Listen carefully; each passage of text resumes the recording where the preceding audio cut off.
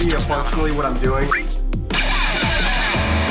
Months until I'm customizing my pussy lips. I'm very excited. For fucking the giggles. Yo, you ain't getting a candy bar, bitch. I have 1 round left. Just enough for myself. Da, da, da, da, da. It's like Welcome the music to never the stopped. podcast. It Welcome. never stopped. Back to our very successful podcast. That everyone loves, and Yep, that everyone loves is clamoring for every week. I gotta say, real quick, kudos for Brandon being the only one to mommy milkers on our last I video. was gonna do it. I think I'm the only one that said I was gonna do it, aren't I? To do what? Or what? To put mommy milkers in the comments of the last podcast. I was waiting for him to upload that shit, and the second I saw it in my feed, I was like, I gotta do it. I never agreed to put mommy milkers. Yeah, that's what I'm saying. I don't think Hey, you I'm did. not I don't think saying. anybody. I'm just giving him kudos for the mommy milkers. I do Big it, you know? mommy milker ups. Man of my word, yeah. That's for I the will, algorithm. I will say that the internet is now flooded with like she has become a very popular Rule 34 character already. She already was like Only as we were grow recording more. last week. No, I'm talking about very, very popular. Like, Have you goddamn. been perusing that Rule 34? Is that how you know about this? Neither confirming nor denying this. Well, we'll hear about it in your weeks, I'm sure. There we go. A little bit. Let's not get ahead of ourselves. There we go. Hey-o. 2 coffees today, Nice. Now now- mommy milkers are sad. and now I'm drinking a Red Bull, so I might have a heart attack live on recording. That'd Wow. be cool. Why? dude. You're gonna have a heart attack. Fucking go, dude. All right, so weeks, I guess. I guess I'll Wow. start. Yes. I mean, I don't know. Conversation's not organically leading into some dumbass bullshit, so on to I mean, I weeks. just had a heart attack. I mean, yeah, that would be bad. I'm next door to you though, so I'll save you? Question mark. I know how to treat a heart attack. Do you? You know? Yeah, it's called calling 911. Wow. Saving him or just hoping someone gets there to save him? in What time? incredible treatment. I mean, what do you want me to do? I mean, I could like push on your chest a bit, but I don't know what I'm doing. Ooh, giggity. It's alright. I don't expect you to save me from the heart attack that I may or may not be putting on myself. My money with is this on rep. blood clots, honestly. Yeah, probably. That's what. If anything's gonna do me in, it's gonna be that with how much I sit and don't do anything Mm. because I'm a piece of shit. It'll probably be blood clots. With COVID lately, no one's been doing anything. I'm surprised blood clots haven't been killing people as a shit ton. They probably do, but then they're counted as COVID deaths. Oh, that was hard to get out. Oh, no. Damn. Oh no no no. Steeping in some waters there. Oh This- no no. Turn the ship around, Captain. Turn it around. Okay. My week. Leave the podcast now. I'm sorry. This is my formal resignation from the podcast. No, don't come back. I'll no longer be hearing. Who And our highly else will comment mommy Okay. milkers upon our videos? Actually, nobody else will. You know Only what? me. Triple your rate right now. Done. Wow. Triple of 0 is still 0. Don't tell me the numbers. Wow. Never tell me the odds. I've been convinced to stay. Wait. Someone's getting a paycheck? I mean, Yeah, all I'm thinking of is the You and fucking, me. Anyway, on to the week. I want a paycheck. I don't care if it says 0 on it. I No, still I'm want a not- paycheck. No, I'm definitely not getting paid. I definitely have not been getting paid this whole time. I'll send I don't know what you're talking about. I'll send you Meanwhile, zero. Brandon gets commission and royalties every time his intro plays on every video. I'm thinking of is the freaking We Are the Millers. Yeah, freaking he's meme. paid in exposure. Oh, dreaded fucking word right there. Yeah. I'll pay you an exposure for your Wow. Tommy Milker Rule 34. Yes. Oh man, if one of us is artistic and not autistic, we might be able to jump on that train. Mommy milkers rule 34. Yeah. Can't do that. There's I could draw stick figure porn. Yeah, I have no idea like any actual like artists out there, like landscapers. I have so much respect for you because you could just be drawing furry porn and be rich. Like and you chose a higher path. You chose the art form. So, You just reminded me of something right now. furry porn? Right second, no, but we're talking about art. What happened to your artist friends? Are they still doing stuff for the side? Our upgrade Oh, pictures coming. I've been very bad at chasing them down for that. Like I want to see our ascended form. I am still in contact with him. I just haven't pestered him to do it, even though I've already paid him. Like we have ascended forms I want to see. That's just me, you know. But yeah, I'll ping him about it. I'm sure. Maybe never. Anyway, on to weeks. I'm not getting out of this. I want to see my ascended form. You know what? It'll be a dragon man. Done. Anyway, what'd I do? I mostly played Cyberpunk, and I've noticed. I've been seeing you on it. I mean, Usually. played Endless Space with the boys as well. Not very good at that, but we all kind of got fucked on that one game we're playing. Like we're all in bad Everyone shape except for for me. one reason or another. Yeah, but Maybe appears, from what I can tell, in our nice big endless space game, which is the three of us excluding Rob, Yeah, I'm not part of this. Matthew, and BB, and yeah, we're all having a tough time. Except BB seems to have had a mostly uncontested start, and I think he's just kind of going nuts.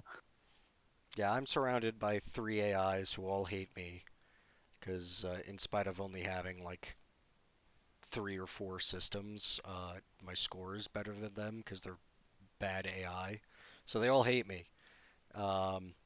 Richie's pinned in, ironically, by BB. So he I'm playing can't. Intern Simulator. Yeah, so he can't. I go in, I click a button, I hit intern. It was really, really unfortunate that I started next to BB. Not because like, it's BB, but because like that not being able to like hack through the fucking thing that vaulters start on, like the unique space. It's rough. Mm. And then And then I also Brandon. didn't know how hacking worked, and I let him see me, and that kind of was all downhill from there. I don't hit blame you. I don't blame you. I'm just saying it was rough. You don't blame who You for what? for the not giving me enough information on the hacking. Oh, You suck. wow. Based on the hacking. What are you talking about? Yeah, all but you your left fault. out the part that like, hey, if they trace you, you get shut down for like 5 turns. I'm sorry. I didn't think I warned you. I told you how tracing works. I said, listen, put some distance. You want like 3 nodes at least. I said that to you. I just You thought didn't say what was gonna happen I to just me if thought I it was let it. common sense that being traced is bad. I thought I made it relatively clear by being like, hey, don't let them trace you, and here's how you do it. I didn't think I had to explain exactly what would happen. Anyway, I hit the Craver snowballs, so I got fucking brick walled, and my start sucks. Yeah, you're also really close to Matt, too, so your guys are fighting for space while fighting for Cravers. It wouldn't be as bad if I didn't get fucking stonewalled like 20 turns in by Cravers. It's kind of annoying, actually. But it's fine. And as for Cyberpunk, I'm still enjoying the game. It's still a video game. That Wow. is- Next time I play a faction and like I understand it, I just want to wall, dude. Nice to know you're ungrateful for the 50 turns of me trying to give you advice. Where did one? It wasn't 50 turns, but where Actually, it did I definitely was. ever come off as Warriors ungrateful? The first night we played, we absolutely played like 50 or 60 turns. Because when I loaded it up, we were on like turn 70 something. So it absolutely was, and I definitely won't give you advice in the future. Well, seeing as your advice got me to like, not play the game for 5 turns and fuck me, Yeah, well, don't get traced. Well, that's not just his Or advice, better. but I don't know. also What's the problem, dude? it's you- fine. I said I don't blame you. But you threw in. You should have told me more about not getting traced, Well, no, I said I would have liked to have had that information, which was but a it's subtle fine. dig after saying that it's fine. It's fine. Okay, It's I'm not gonna fine. give you Guess any what? advice anymore. Because guess what? I'm out, and I can start playing the game, sort of, in like another like few turns, and it's all good. I understand it now. See, look, your more advice. teachings, your advice led me to a place of understanding. So, Yeah. good advice. Thumbs up. Sure. Nice rollback. No more advice. Oh man, Cyberpunk's good. It's really hard to Yeah. talk about without like fucking spoiling shit. Yeah, I mean it's impossible. It's hard for me to even ask how far you are because now I know for a fact that you're further than me. I would Me say too. I'm at like midpoint-ish, cause Wow, like really? Only midpoint? yeah, well I'm doing a lot of the side quests. I'm kind of like I basically do all the side quests and then I do whatever main quests I do, because it seems each time you do that like a bunch of shit unlocks. Um, but yeah, I'm taking my time with it. I'm in no real rush, and yeah, it's good. I like the builds. I kind of want to make another character, but I'm going to regret doing the brain dance tutorial every single goddamn time. Um, but I mean, yeah, I'm continuing to like the characters, and holy fucking Christ, they made Johnny Silverhand a major character throughout the entire game, and boy is he just a gigantic piece of shit. So But he So has an impressive cock, though. yeah. don't spoils me. No, I'm not. Trust me, you'll pick up on it quick. That guy is an egomaniac, as written, and it's just really grating. Um, but yeah, it's I don't know, it's good. Without getting into specifics, I can't get into like things. But I guess one thing I don't like is how like there are very few types of shotguns and SMGs and everything, but there's like 1.5 billion assault rifles. And so if you're playing ranged and you don't go reflex, it kind of sucks a bad dick. Um, and I'm going full body, so I'm shotguns and light machine guns, and light machine guns are trash, unfortunately. Um, so that just kind of sucks. But shotguns are still pretty good. And then I just use a rifle regardless, so even though I can't really like spend skill points in it to make it better, baseline's pretty good, and you're more likely to pick those up. So you're more likely to get ones that just do more damage than your shotgun anyway, just because of the rate you come across them and they scale level with you. Um, so again, it's kind of shitty, but it's okay. But just a minor gameplay gripe. And the only other thing I did this week was I got into stocks after the craziness that was the GameStop story. And boy howdy, I always feel like I've It teetered. was a bounce, dude. It was a bounce today. We're golden. It was. I also Richie got in it with me, and I believe one time we were having a conversation on Discord, and he said, "Oh, you know more about this than me," and then I just started laughing because I don't know shit. I don't know anything. I'm up right now. That's all I'm saying. Yeah, I It's know. slight, but I'm up. I'm recovering. What did you guys get? Are y'all doing riding the fucking GME train? No, No, God. unfortunately, GME was too expensive for me to get into. It's not anymore, and I probably should, but No, it's dead. It's like GME is going down. So yeah. But Well, it AMC, kinda on the came other back up. hand, AMC's coming back up. Yeah. 8.97 at the moment. Yeah. The whole thing about it is that they're going up and they're going down because it's still fucking the shorters because it's still higher, but I don't think it's gonna go crazy. And let's all be real here. No one was investing in GameStop because they had faith in the company. That stock is going to Well, crash. listen, yeah, of course it is. Listen, all I'm saying is it's not exploding because of all of the dumb, pseudo illegal, unethical shit they're doing. Oh yeah. Okay, yeah, that was crazy. Yeah. Let's get into that. So this is gonna technically be a story, but Well, so hold on. Should we just finish up weeks before we get into that? well, I mean, it doesn't take That's long, and kind of it's part of not your week. it's Okay. and it's not relevant to the guys either. It's just mostly involving us. So AMC, what is it? What else was Nokia, BlackBerry, GameStop? They're all That taking off. beyond. Yes. They're all taking off. Like they're going nuts. Mostly because of the story that we were talking about. A lot of those were also outliers and were talked about on the same websites.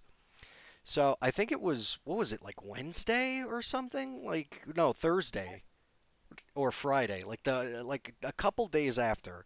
I buy in, and then virtually every single broker app from Robinhood to Webull to like E-Trade, all of them banned you from buying those stocks completely, but you could sell them. And surprise, surprise, that crashed the value on like all of them, like Also, super it hard. didn't stop trading if you had like a high net worth or something like or high equity or whatever. Yeah. So it was it So was people who had like $1 million can still trade. it was literally just set up to like have it fail. And it was ironic that they were trying to protect new investors when that was actively the only people it screwed because I high equity could just bounce and not I, care. z- I zoned out a little bit, staring at my TV while you were talking about that. Are you talking about the Robin Hood thing? It's not just Robinhood. It was like all trading apps did the same thing.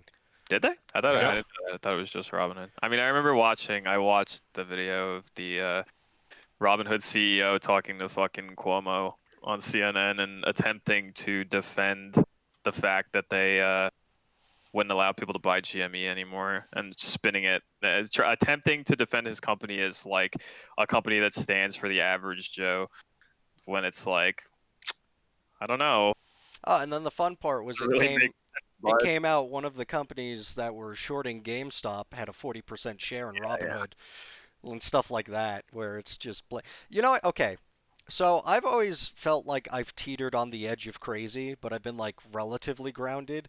Getting Boy. into stocks, boy howdy, have I never had so much paranoia and conspiracy injected into my brain in such a short amount of time. No, it's 100% right. You're right. It's not conspiracy. Well, it's not just the rig because now I'm learning how many CEOs are stepping down. Why does Bill Gates have more private farmland than anyone else? Like it's all this like schizo shit is being injected into my brain, and, and it makes me Going nuts. scared. Yeah, but it's fun. I unfortunately got in. He's gone to the Madness Network. I've always been teetering on the edge. It's Uh, been close. It's been close. I got in before the regulations started, which that was another fun compare and contrast too, where it was like for me to make an account, it was like the next day it was good, and then like you have to transfer money in, and it was like, oh, the money's not in yet, but I mean we've approved the transfer, so you could just borrow stocks as if the money was in there because we know it's coming, and it's Same like, with me. oh Except shit, it cool. gave me a week. Like it took a week for me to get an account because Yeah, they were literally trying to hinder people from getting accounts Yeah, and buying. literally 2 days later, everything changed, and Richie just like was that little bit behind me, and he was stonewalled every step of the way for like massive delays on getting in comparison. It's just there's fun little things to notice like that. So for a bit, I was up like 50%. I put a large sum of money in there, but money I'm willing to lose. Large sum to me is peanuts. Have you seen our viewership? Um, And so I was up like 50%, which boy, that was a high. And then I went to like down 50%. So seeing like literally half my money vanish in a day was really cool.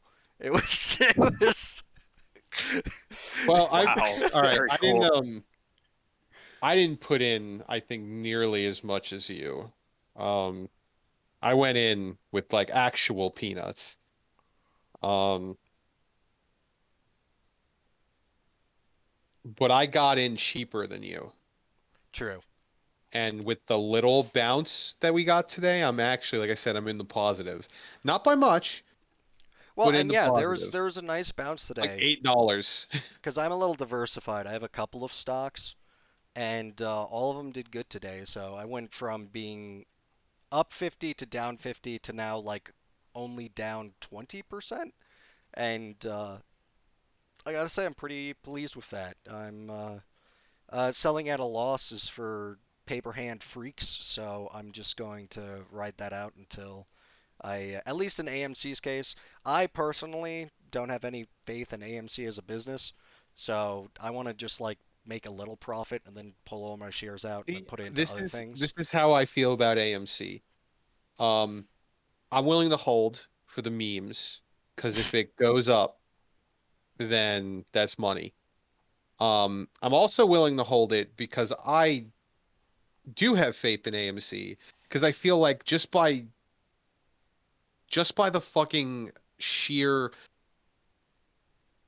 not sheer what the fuck am I trying to say? Just by dumb luck, their share price will go up when like COVID ends and lockdowns stop and masks become not a thing because people will go to the movies and just by the virtue of that, the stock price will increase. I mean, I agree with you in the sense that I think a company like AMC will bounce back when COVID is done. I don't think I am of the belief that companies like AMC won't bounce back to where they were before COVID because I think it's possible that COVID has changed the fucking landscape of movie going for the foreseeable future, to be I, I, completely honest. I'll agree with you. It won't be what it was, but I still think there's a market for like going to the movies, Yeah, well, and that's what I'm saying. I think yeah, they'll bounce. and it will bounce. It's gonna bounce back, but it's not gonna bounce back to where it was before COVID Well, because I as think long big as companies have seen what streaming can do yeah, for them, and I think it will continue to be a thing with major as movie long as releases. it bounces back to where the share price is above like $9.20, that I'm good. I need a few more dollars than that. Since I bought in while it was high, luckily I'm not one of those poor saps that bought it when it was like $20 a share. Those poor, Imagine poor buying bastards. GameStop like At at 300, 400, yeah, three yeah. hundred and fifty Oh, dollars a share, and then having it crash. oh, those poor Hey, bastards. they're diamond hands, and we respect them. I, I pity is kind of like respect, I guess. Yeah, I'll peruse Wall Street bets. What are they saying? But Help! I'm broke. Help! anyway, yeah, it is very neat. I love all the terminology. Culture is actually very The fun. culture is hysterical. It's great. Paper hands, my hands are diamond, to the moon.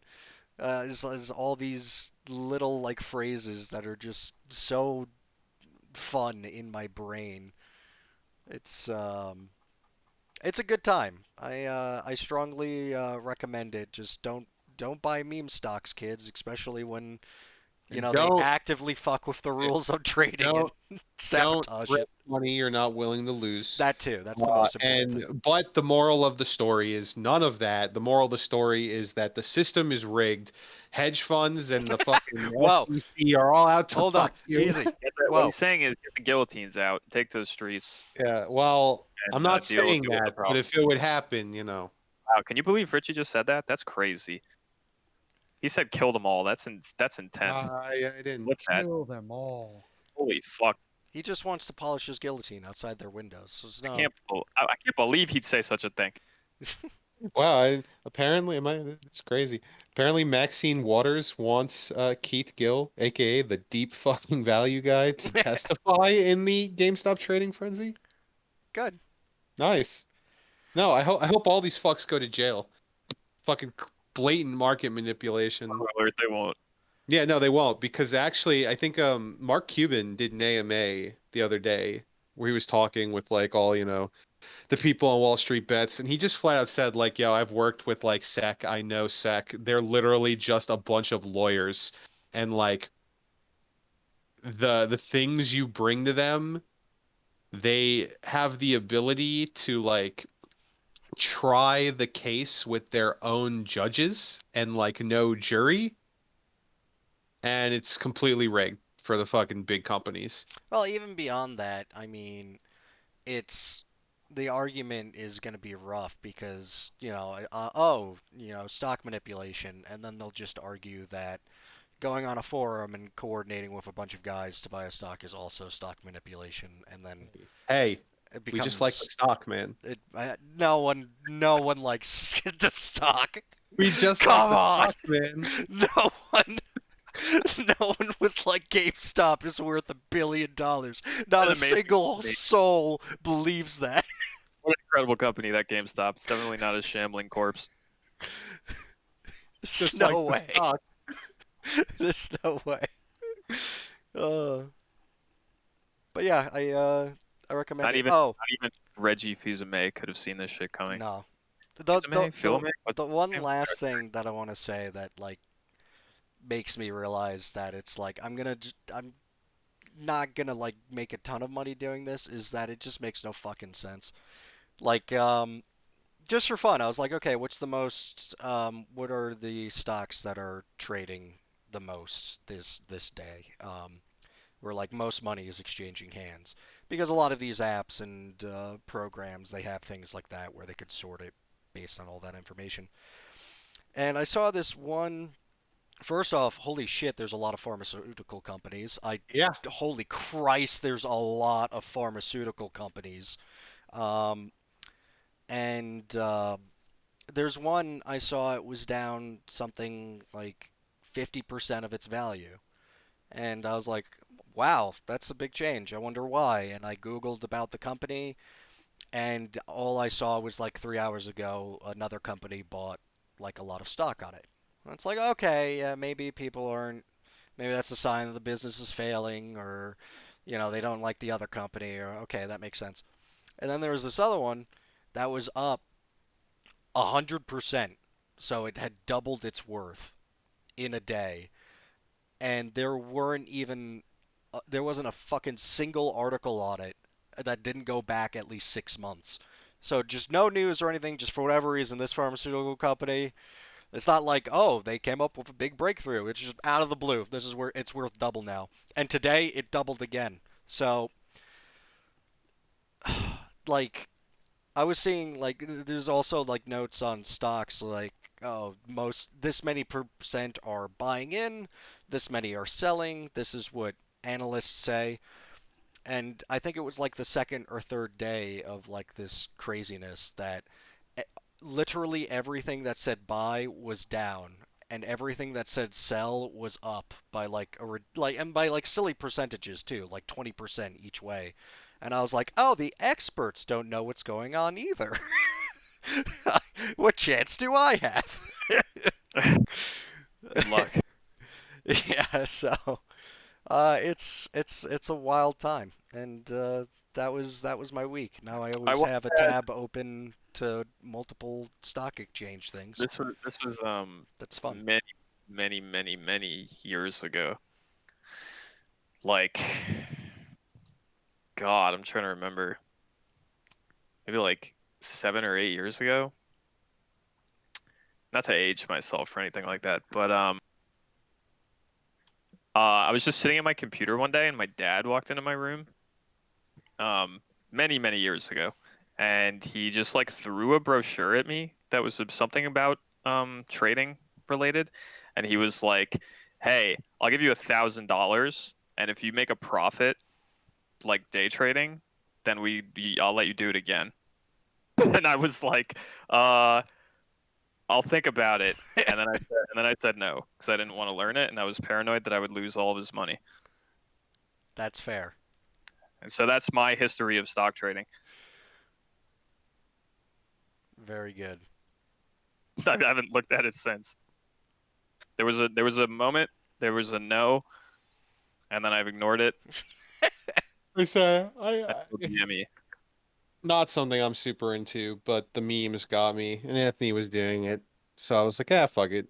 If I make money, I make money. If I lose money, well, I didn't want to think about that, but Well, I mean, you got lucky. You got in after the crash when everything was cheap, and now even that stuff yeah, is up. as I said, I just I'll sell if I get it to go up a little higher.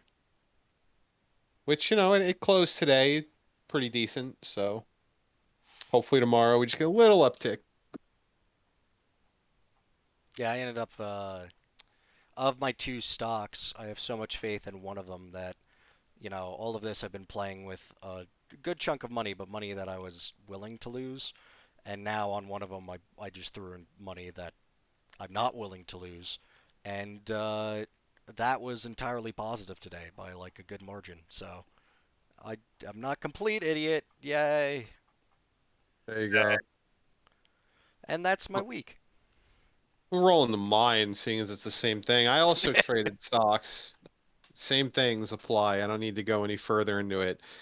Minus that, it was a normal week.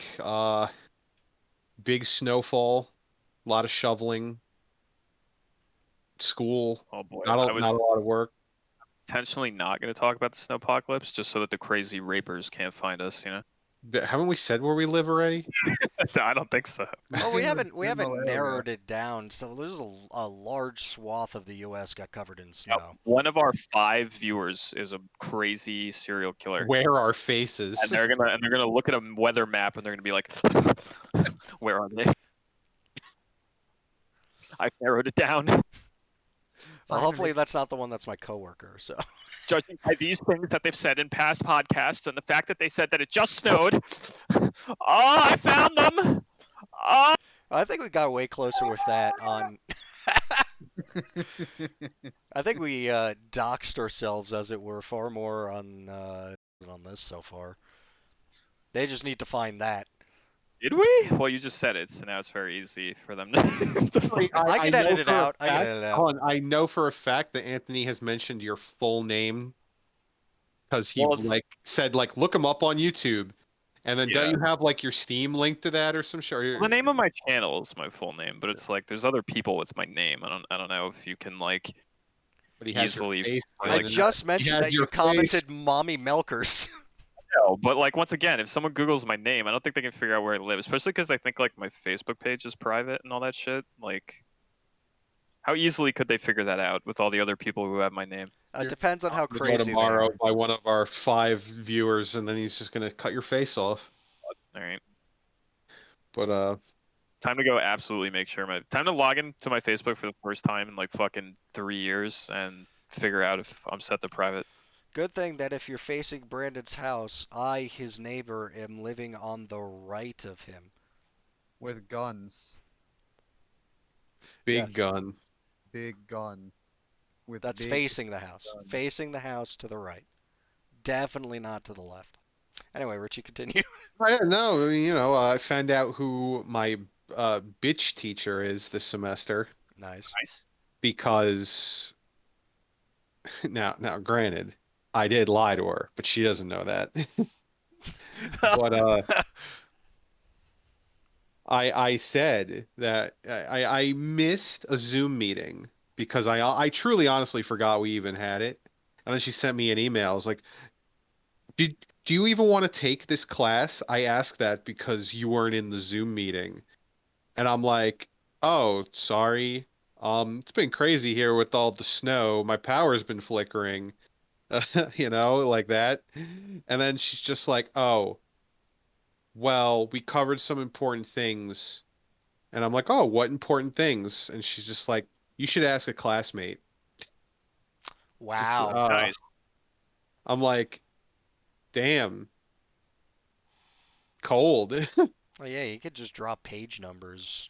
I was just like, what did we miss? And then I emailed a classmate, which is very awkward because I don't know anyone in this class. And it was a fuck ton of information, and I'm just like, wow, she couldn't tell me any of this. So yeah, I narrowed down who the bitch teacher is. Cool beans. Besides that, um, I jerked off a lot every day since Friday. Nice. Because Like actually, like you're actually giving me that information. well, I mean, yes, obviously. Cool. Thank you. Over, what is it, video game related? Yeah, it was over these Total War teasers, which we'll get into. Ah, I there thought he you said is. that Perfect as a segue. Rule Yeah, 34 or something like that.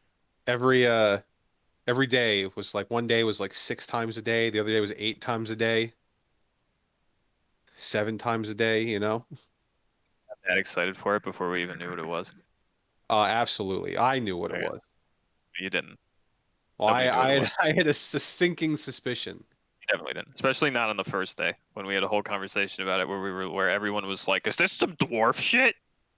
Because ale reference. I sure am enjoying my dwarvish And drink. that first day was like, what is this? That second day though was like so blatant. Well, yeah, it became clear as time went on, but There was just something about the blatant mark of Zinch in the sky, not even hidden. I didn't get excited until they actually put the trailer out.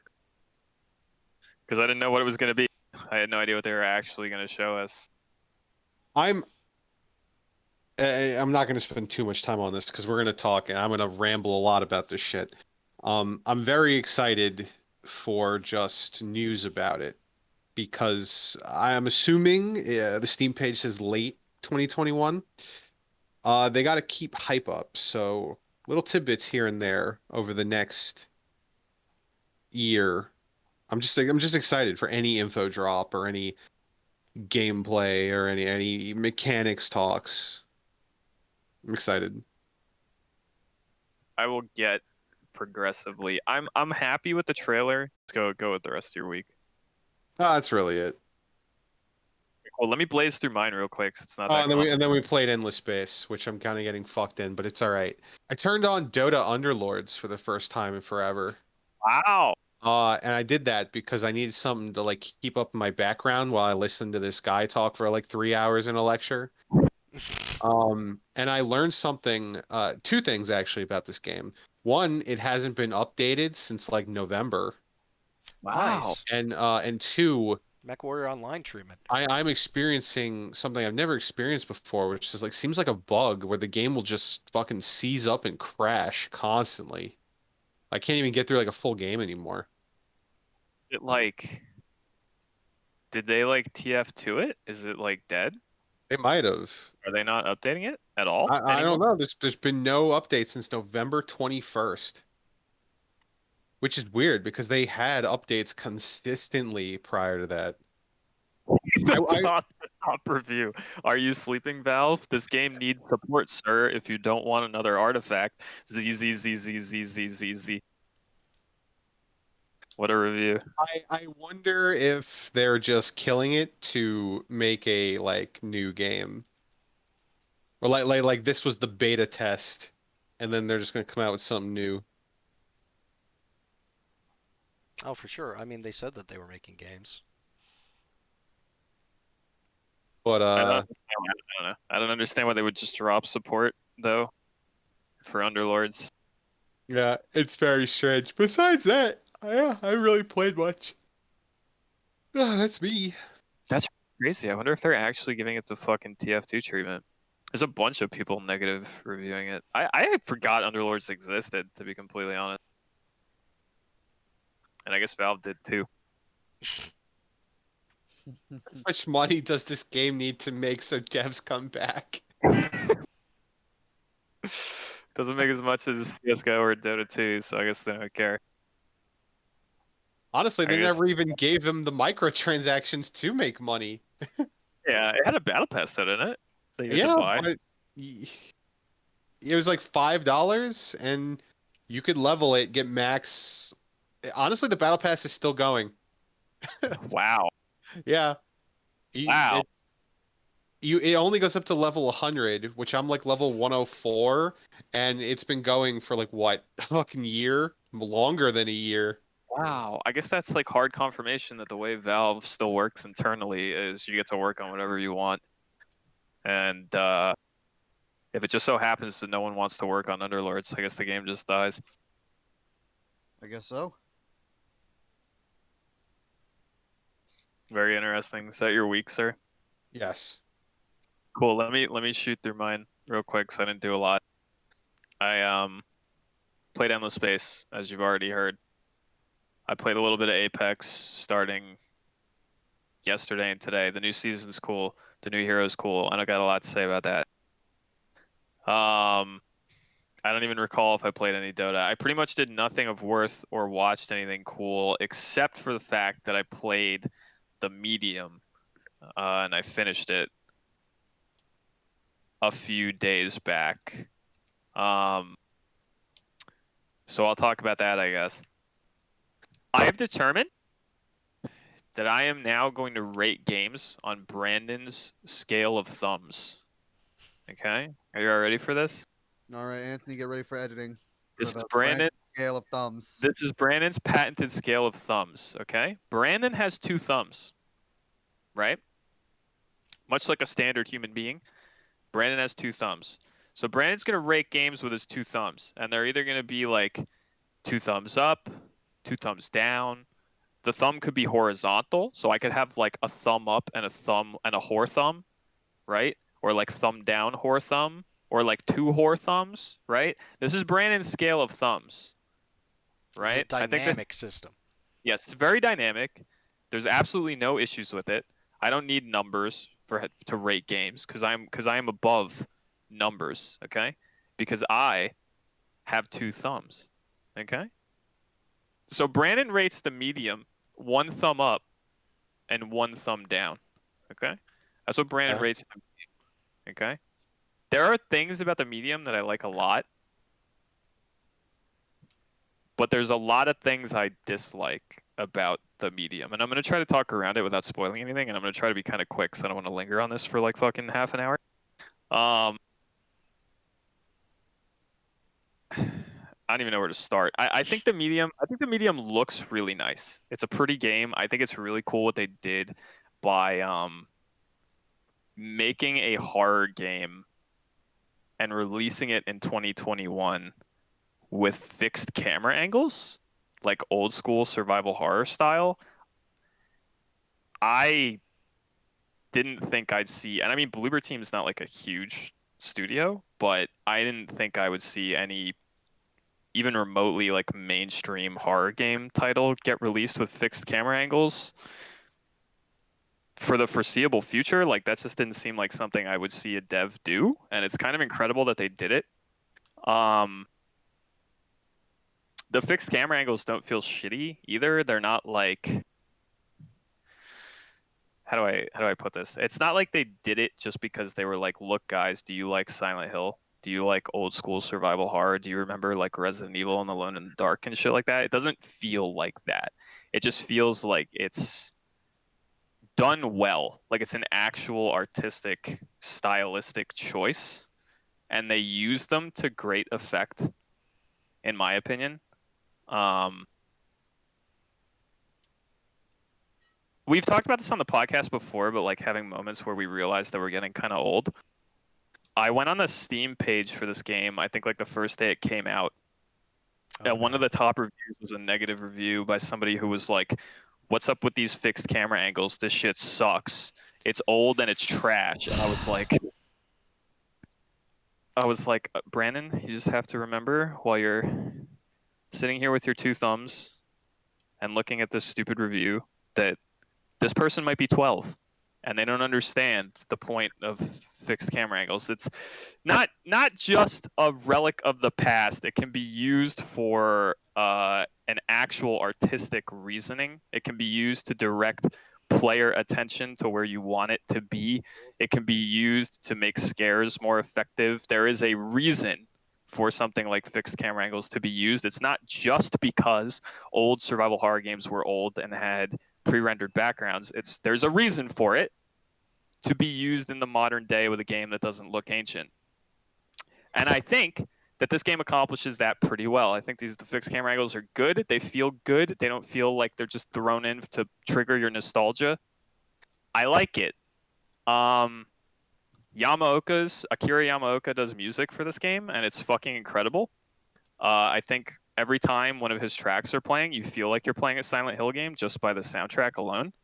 There's a couple tracks that play near the beginning that really kind of triggered my Silent Hill 2, Silent Hill 3 like soundtrack nostalgia heavily. I think the dual world mechanic is extremely cool. There are some moments in this game, the first time the game uses it, there's a moment where your character is in the real world and in the spook zone at the same time. And your screen is cut in half, and you're watching your character model walk through both environments simultaneously, and it's really sick. The first time I saw that, I was legitimately kind of taken aback by what I was looking at on screen and wondering how it wasn't like lighting my PC on fire based on having to render like two completely different environments at the exact same time with ray tracing on at 4K. What else? The story is okay, and this is I think where I'll start to get into the negatives about it, is like that's all the shit I like about the medium. There's a lot of shit I don't like about it, which is that for a game that's supposed to be a horror game, it's not particularly scary. I didn't have a lot of moments where it really I had like one or two moments where it got me or like kind of unnerved me, but not many beyond that. The environments, especially in the spooky zone, while cool and sometimes interesting to walk through, don't feel intensely linear and kind of on rails, which I think is an extreme negative, because basically this game feels like some people from Bloober were like, hey man, we like old Silent Hill, we like old Resident Evil and shit like that, so let's make a game that's kind of like that. But then they made a game that's sort of like that, but then missed a bunch of the shit that makes those games good. So like you never have a moment in this game where like a Silent Hill-esque moment where it's like, here's an area, here's a map of the area, here's clearly a bunch of places you can go, but you don't know what you're supposed to do. Like in an old Silent Hill game, and then like there could be danger around any corner because enemies are a thing in old Silent Hill games, and like you don't know like what. I accidentally hit a button other than my push to talk and fuck my shit up. You don't know like what's around every corner, like what triggered moments there are going to be in any particular room, enemy placements, things of that nature, what you actually need to solve any given puzzle and like make progression and shit like that. Like all that shit is completely unknown to you in something like a Silent Hill game. And those moments are amazing. And in this game, it feels like you just are walking through hallways from like point A to point B to point C to solve every problem on a rail, essentially. And it also holds your hand completely through every single puzzle, where it's like some puzzles are like you get a bunch of items and then the character you're playing solves them for you. Like she goes, "Oh, I have all the evidence. This is the answer." And you're like, "Okay, I don't know why you're not letting me do that myself with my 2 brain cells, but that's fine." And then there's these moments where like it's really hard to talk about this without spoiling it, but then there's these moments in the plot where like the game feels like it would have benefited from having combat, because there's these moments that could have been cool boss fights that get solved in cutscenes with 0 player interaction at all. And I don't really understand what that was about. It almost makes me wonder if this game had combat in like an earlier SKU and then they threw it out or something. And I don't really like the way the game ends either, to be completely honest. I've seen a lot of people in the Steam reviews be like, "Oh, the game's plot is so fucking cool and the ending is so dope." And I'm like, the game's plot is okay. It broaches a couple really uncomfortable topics, to be honest, that games don't fuck with very often. So that was kind of interesting, I guess. And then you get to the end and it kind of ends like a wet fart, in my opinion. And it's really impossible for me to talk about why it ends like a wet fart without spoiling it for anybody who might be listening, so I don't want to do that. But it ends like a wet fart, in my opinion. I've seen people say they like the way that it ends. I don't understand that. I think it kind of ends like shit, personally. And I mean, I guess this is kind of a mild spoiler, but then it sort of has a sequel stinger, and then it ends. So I don't know. It's like I give it my one thumb up is because the game is pretty and the music is incredible and the dual world mechanic is really cool. But then the thumb down is because it feels like there's a shitload of wasted potential where like there could have been cool boss fights. The environments could have been more open instead of being so fucking linear. The puzzles could have asked me to use a few of my brain cells to solve them on occasion instead of just being like collect some items and then the game will solve the puzzle for you. It wasn't particularly challenging or scary, to be completely honest, and the ending was kind of shit, so that's my thumb down. So I give it one thumb up and one thumb down. I would love to see a sequel to this game that maybe like takes more elements of like those old school survival horror games that this game clearly wants to be like and incorporates them more into its design with like more open fucking environments, maybe like actual combat instead of like the extraordinarily light combat mechanics that this game does have, which I struggle to even call it combat, to be completely honest, but I'm being sort of generous by referring to it as combat. I would like them to try this again because the stuff that's there is okay. Like the plot, except for the ending, is all right. It looks really nice, yada yada yada. But like the shit that sucks. I think the biggest way I can sum this up is like the game is okay, but I wouldn't recommend buying it at like the $45 asking point. Like if you were gonna play this, I would say get it on sale because it's kind of a satisfying experience, but there's clear shit in it where you're like, this could have been done better. I see where you're taking inspiration from, but you sort of fucked up by not understanding what made a lot of those old games really good.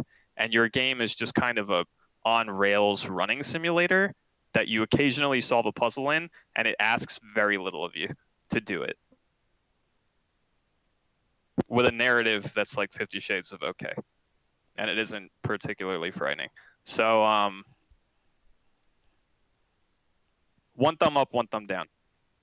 Get it on sale. That's what I would say. And I hope they make a sequel that's a bit better and kind of improves on the mechanics of this game, which, by the way the game ended, it seems like they might want to do that, possibly. So I kind of hope for it because I don't want this game to.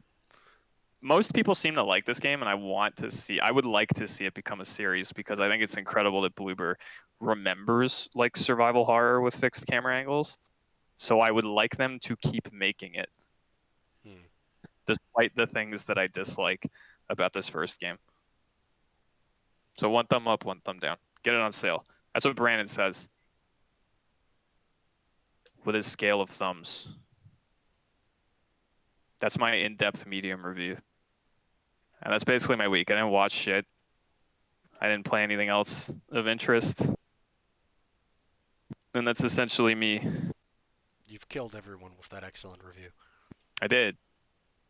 It's my in-depth medium review. I wrote down notes as I was playing the game, and I didn't use any of them just now. I just fucking brailled Well, through it it's still in your head, so that's what's important. It was recent. Like I finished the game like when did I tell you I finished it? Like 3 or 4 days ago, something like that. Yeah, I would say so. Like I said, I actually did. It might sound like I'm being overly negative. I actually do think the game is okay. It's not bad, and I do still recommend it. It's just it's more linear and like narrative than I was anticipating, and it's not particularly scary. And like you can see where content may have either been cut or it just wasn't done well, and how it could have been improved. With an ending that feels like a wet fart. So one thumb up, one thumb down. That dual world shit though is fucking impressive. I recommend minimally that you just go watch someone play the game a little bit and look at that shit. It's kind of incredible. Cool.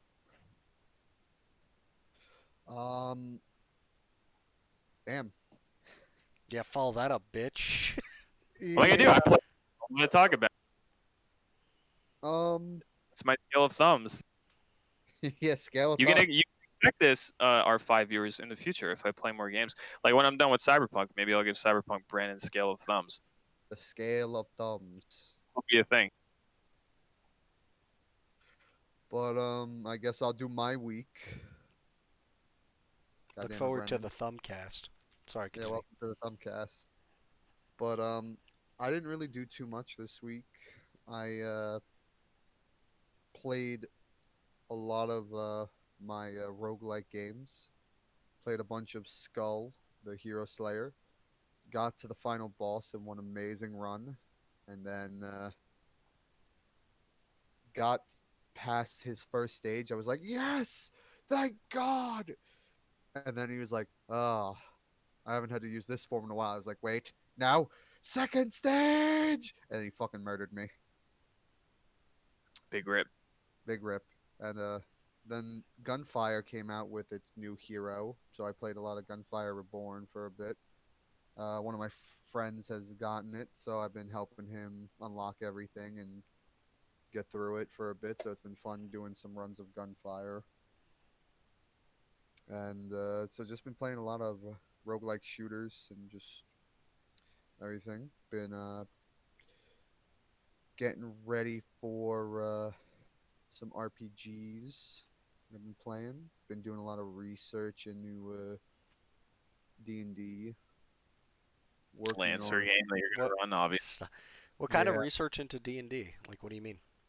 Oh, I That always look intrigues into me. like I always do like abstract lore, like look-ins. Like we all like for one, like you got your main dragons, like you got the chromatics and the metallics, but then Mhm. there's like the weird dragons, like there's like steel dragons, there's like yellow and brown dragons. Like there's like those weird things I like to just Plutonium. yeah.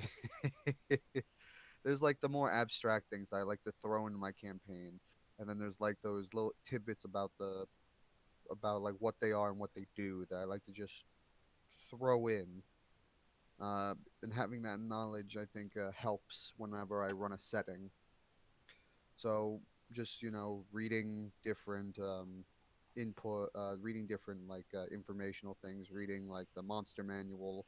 See, that's really interesting to me because, at least from my perspective, like, and this is probably because of just how I was introduced to D&D, where it was like, nah, fuck the setting though. Like, just do your own thing, but use the rules.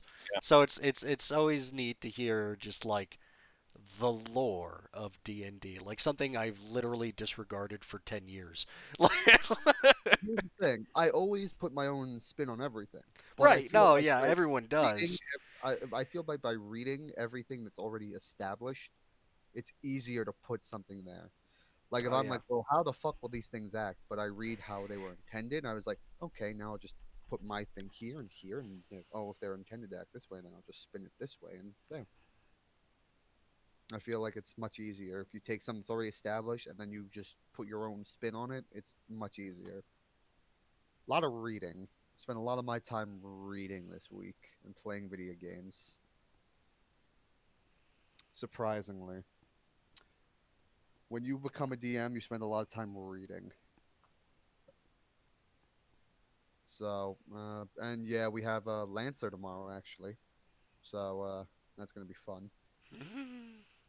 I'm sorry, Anthony. I I'm betrayal. sorry. Betrayal. Sorry, Rob. I mean, they've been playing. I know. You could always run Lancer, Anthony. No, Then you I get all really the next. can't. We, You li- could we be all literally went over this. We had this whole conversation last week, didn't we? About how he doesn't want to run because he wants to play. But he can then play all the mechs. No, Yeah, it's you're right. And actually then I not brought true. that up. I was like, but why can't he just play all the mechs then? And then people were like, but the system isn't good for that.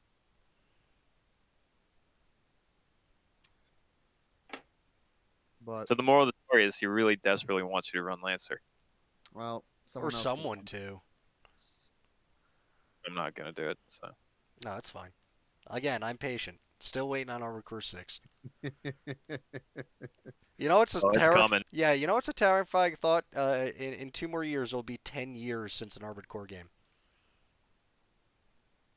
Yeah, don't say that. I don't even have to look that up. I know that to my core. God, he's got it's memorized. He's got like the anniversary. 2013. That was when the last one came out. Armored Core VD. He's got the freaking date on the calendar. It's like an anniversary for him. It's like a cursed anniversary. Yeah, Going but right up there with like mid-September. The Great Debacle. Pin your calendars. uh, but I was gonna say, but I'm having trouble talking because my dog's barking like 2 feet from me. It's okay. pooch. But yeah, just reading a bunch of shit. I got a message from some Kickstarters I've backed. So I'm getting I got the last of my playtest material, and they're telling me that by March I should be getting the final product. So I'm very happy about that. So I'm very happy. A lot of reading, like I said, for D&D. Robbie's week. Reading and happy. I like books. Wow. Just put a book in my other hand on my freaking character model now. I like books. Just make it though the Dungeon Master's Guide.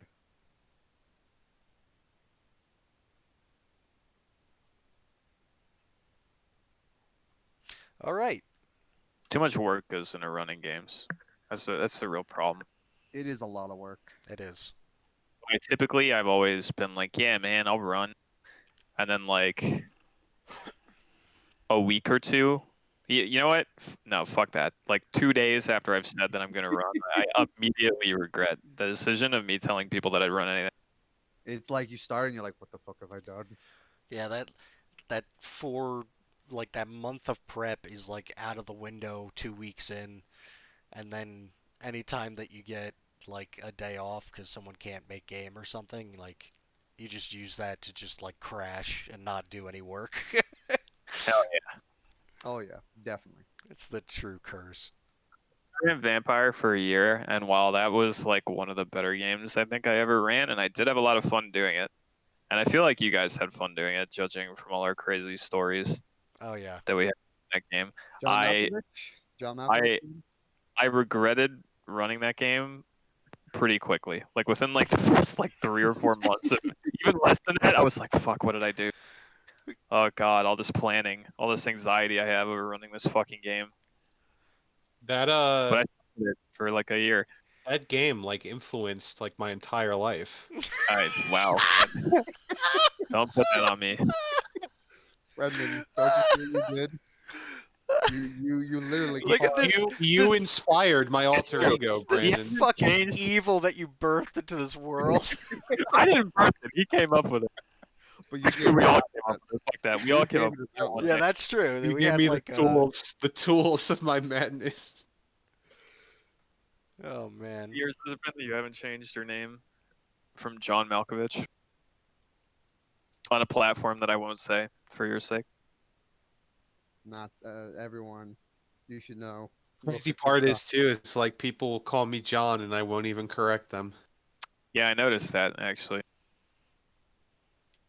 The goblin cultist will either call me Guildmaster or occasionally my real name. They just call you John and you don't say anything. Because that is me, Brandon. I know. It is my name. The personalities is. are coalescing. Whenever this happens, when the apocalypse starts, you immediately actually become John Malkovich. Well, that's gonna be a problem because I don't think any And of then- us are Daikanichi. I have to just stay away. You'll always be my Daikanichi Anthony. Oh, Daikanichi John Malkovich. That was quite a pair. Kanichi-kun. Oh man. The small viewers we have no idea what we're talking about. Well, So we should eventually. There should be one like a very special episode that is just us, like Talking about essentially masturbating in a circle about all of our like RPG characters and games. 'Cause people like listening to that shit, yeah. and We- boy, do we have we- some fucking stories. Can we really be in a circle masturbating? I know that was a After metaphor. COVID hit. It's a little weird, When Rich. the recording stops, then We just gotta have it's gotta be like a back-to-back circle, you know? So like we would just be across from each other and we'd have no part of each other, we wouldn't see each other. It would work. I mean, it's not like we have an actual video component to this podcast, so why can't we circle jerk? They might hear the sounds of mild fapping. We'll just never bring it up.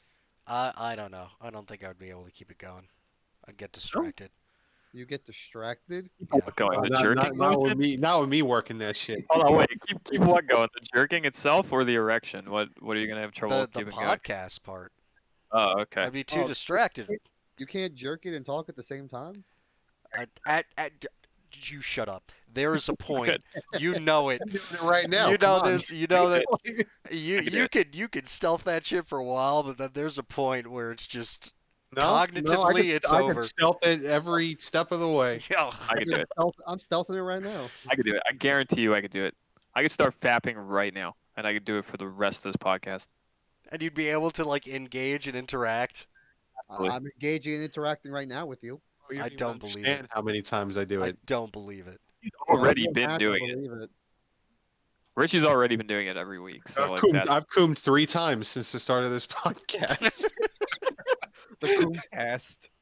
The moment fucking Rona happened, and then we were like, "Oh, time to record from home." Richie was like, "Yes." Yeah, Richie's just like this is my time. When I'm at every my week. house, I can't jerk it, but when I'm in Discord with them, no one knows. No one will know. Fapping. And this is exactly the content everyone comes Speaking of Richard I mean, this is way fapping, than the news. let's smooth transition to him fapping over the Dude, we just go Total straight War into it. 3. Okay, why not, right? I mean, Yeah. we always go straight in. Fucking straight into You it. gotta put it straight in. That's just All right. science. Well, I almost said Dawn of War because the way you wrote it. The Total War Warhammer 3 trailer was released today, and I got opinions, and those opinions, I will scream off the hype train because I am fucking excited. Does anyone else have a comment? Aircraft. Fuck Look, yeah. I barely from know my comment. anything. I barely know anything about fantasy, and I mean it's cool. There was some major You got Elsa Major- from Frozen. major fighting Korra. announcements, major reveals with this trailer. China is coming. Yes, CA pandering to communist China. Yeah, we'll get to communist China. I am not a fan of Communist China. of those games, but I am a fan of Warhammer Fantasy. So, like that they're getting games out as much as I don't like the games themselves. Much awaited Kislev getting a full roster and at release. I mean, cinematically the units look cool. I'm sure in yeah. game they'll look fine. Ice Guard, Bear Cav, the units teased by Games Workshop for their coming back to Warhammer Fantasy. I'm not big into Kislev lore, but I'm pretty sure like those somewhat armored dudes that were getting absolutely trounced by bloodletters were like Kreml Guard or some shit. Kreml. Makes good. Yeah, and then the Ice Queen, Katarina. Elsa, yes. Yes, Elsa. She says let it go a lot. Demons. Yeah, demons. I mean, maybe Brand has a different opinion, but I think it's pretty confirmed because every content creator who gets earlier access and more information we do, they're just saying that it's 4 Chaos Legendary Lords, each for each god. Oh, you didn't say that in our conversation. Well, that was today, but Oh, yeah, I talked to you about it today. You didn't say that content creators are saying that they're definitely gonna have 4 legendary lords. Is that what they're saying, or are I they mean, just speculating? I think that's what the FAQ says. There's an FAQ that came out with this. Okay, well, that's as well. an important detail. I didn't know that. So that's big because that was like me and Brandon had a extensive conversation of like what the breakdown of the chaos races would look like the chaos factions. I thought that they would just always put foreign. I didn't think there was a world we lived in where they would be like, here's a bloodletter and here's a Lord of Change. They're the only two you get, but there needs to be like a complete demon roster. I So there's still strongly, finesse demons in it, but just not the greater demon. I will die on the hill and strongly disagree with you that there could have been a world that we lived in where they were only going to put 2 legendary lords in. The fact that they supposedly are not is only because we're only getting 3 fucking races at launch, guaranteed. And who knows But what I'm the not demon okay with that, is though. even going to look like once it comes out. We don't know anything about that yet. Like what units are going to be cut. Well, I we said do this to somewhat my know. We do somewhat know. Again, this is what people have been saying. This is what this is what the content creators are saying. This is I think the fact supports this, is that the factions will be it's mono god, so you will only get access to that god's demons in that faction, but it's going to be combined with mortal units as well. So who said that? Is that in the FAQ or did somebody? I mean, I've been watching content creators all day. They've all been saying it might be on the FAQ. And they're saying it like it's a matter of fact, or are they speculating? Or I'm are gonna they go to the saying the store. I'm word gonna go to the store rumors? page. It might have said on the store page. I read the store page. I didn't see anything about that unless they updated it. No, I don't think so.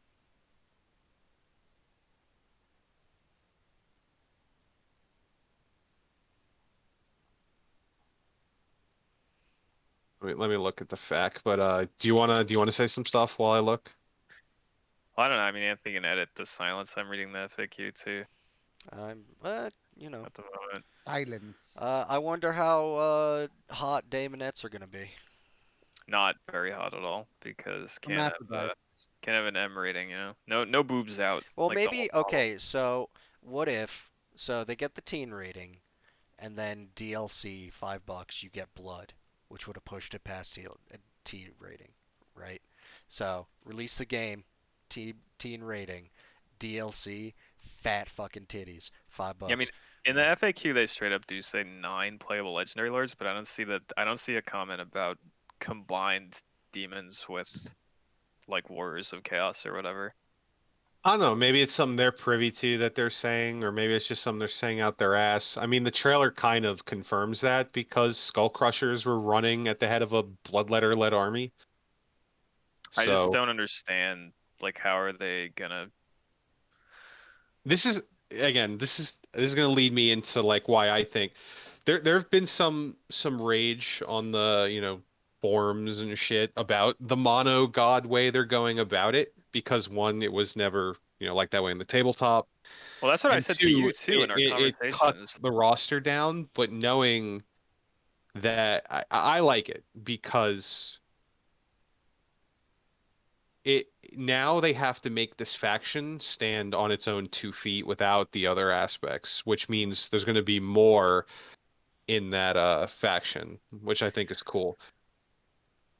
Okay, I mean, I can see the argument for that. I think I would have liked to be able to combine whatever I wanted, though, seeing as how that's what demons always were I on the You table. want to know what I think? Honestly, I think we might get that, but it's going to be through the campaign. Yeah, I mean, that's possible. Like it will be like when you when you just kill this person in campaign, you have the ability to recruit these units. Do you think so, though? I think it's going to be I that way mean, just because I don't think outside of like the possibly undivided Be'lakor faction or whatever Archaon and Kolek turn into, I don't think that from the multiplayer aspect they can just have one faction have access to everything. Maybe, I don't know. it's just a really strange direction to go in when they're using the tabletop as direct inspiration, but on the tabletop it never worked like that. So I just want to know what their justification is for it I because that's think not how it worked. I think this is a solution, whether good, bad, or somewhere in the middle, for the what do we do with Warriors of Chaos like army, because people wanted to have fucking Chaos Warriors and like demons in the same army. And this in a way gets us to that. Like instead of playing Archaon's faction, which Archaon's faction could change, who knows, and like what he's able to take. And like having like generic looking Chaos Warriors with just like a bloodletter leading it or some shit. Now I have like this actual like cornate skins on my Chaos Warriors, which people wanted, and outside of an army painter or skin selection, which isn't supported in the game as of yet, this is a workaround to that. Um, I think it solves some design issues and other community wants. Like how would they realistic like Demons of Chaos? They could have just had it be Demons of Chaos, but then Warriors of Chaos wouldn't be able to take demon shit outside of campaign. I mean, in campaign they could do whatever the fuck they want, but and then how do you work with the skins? Like people have been wanting like different skins for generic Chaos Warriors to like match the devotion. But how do you Well, do that in the I don't system as is? I don't think that has anything to do with combining demons with warriors of chaos, though. That really doesn't make sense to me. I don't see how that equates because you could just Because put a I think it system was in. something the community wanted. They No, were no, no, aware of it, and this I'm was a not, workaround to it. I'm not saying that. I'm not saying that that's not a thing. I'm just saying that I don't think that's how they had to do it. I think you could very easily put in a system where you go in game 3 and when Mortal Empires comes out, we're going to introduce some new mechanics for Warriors of Chaos where you can mark your warriors and it changes how they look and shit like that and like gives them certain buffs or negatives or whatever. Like they could have just did that. You know what I'm saying? You don't have to mesh demons with Warriors of Chaos to get your fucking warriors to look god specific. Like that seems kind of reaching in terms of a workaround and not necessary because there's other ways that they could have did it. I, Is all I'm saying. you're thinking from the campaign perspective only. No, Like I'm you not. have I'm to think of thinking like, from well, other but how do you do people. that in multiplayer? How Like do you you would like not? link. All right, so like where the like where you pick like mounts and shit, you'd have like marks, and when you click the mark, it changes the skin. Yeah, I guess I could have done Yeah, I that. mean, why not? Or it's just a separate unit completely, where it's like, yeah, I could have my Warriors of Chaos with gray weapons, but right next to them is Warriors of Chaos with gray weapons, Mark On of Thorn. Warriors of Chaos with gray also weapons, Mark of this Nurgle. argument, this is the negative part of the argument. By having now 4 separate factions to make content for, they could push more DLC. Yeah, well, sure, that too. Yeah. Just They don't. will push more DLC. I think I'm coming at this from a place of, and we were all once tabletop players, people, but not fantasy. We played 40K, but like coming from the perspective of someone who used to play tabletop 40K and someone who used to talk about wanting to play demons in 40K, but I never did, and I never bought models because they were kind of trash in the metas that we existed in when we were playing. Um, I always liked demons because it's just weird to me that it's like they're putting demons into the game, but they're not doing it the tabletop way. Where I remember them as, because in 40K it was like, oh yeah, dude. Like I remember making demons lists and being like, oh, I can take whatever the fuck I want.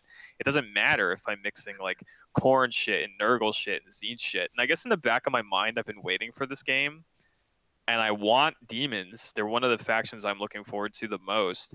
But now I'm kind of like disappointed that it's just going to be take Cornate demons and nothing else, depending on the faction I pick, because that's not really what I wanted. Like I want to have a fucking demon faction. I play them on the campaign. They have demon specific special rules and mechanics, and then I get to fucking just take whatever the fuck I want. Like that's what I was looking forward to. And apparently I'm not getting that. I get that.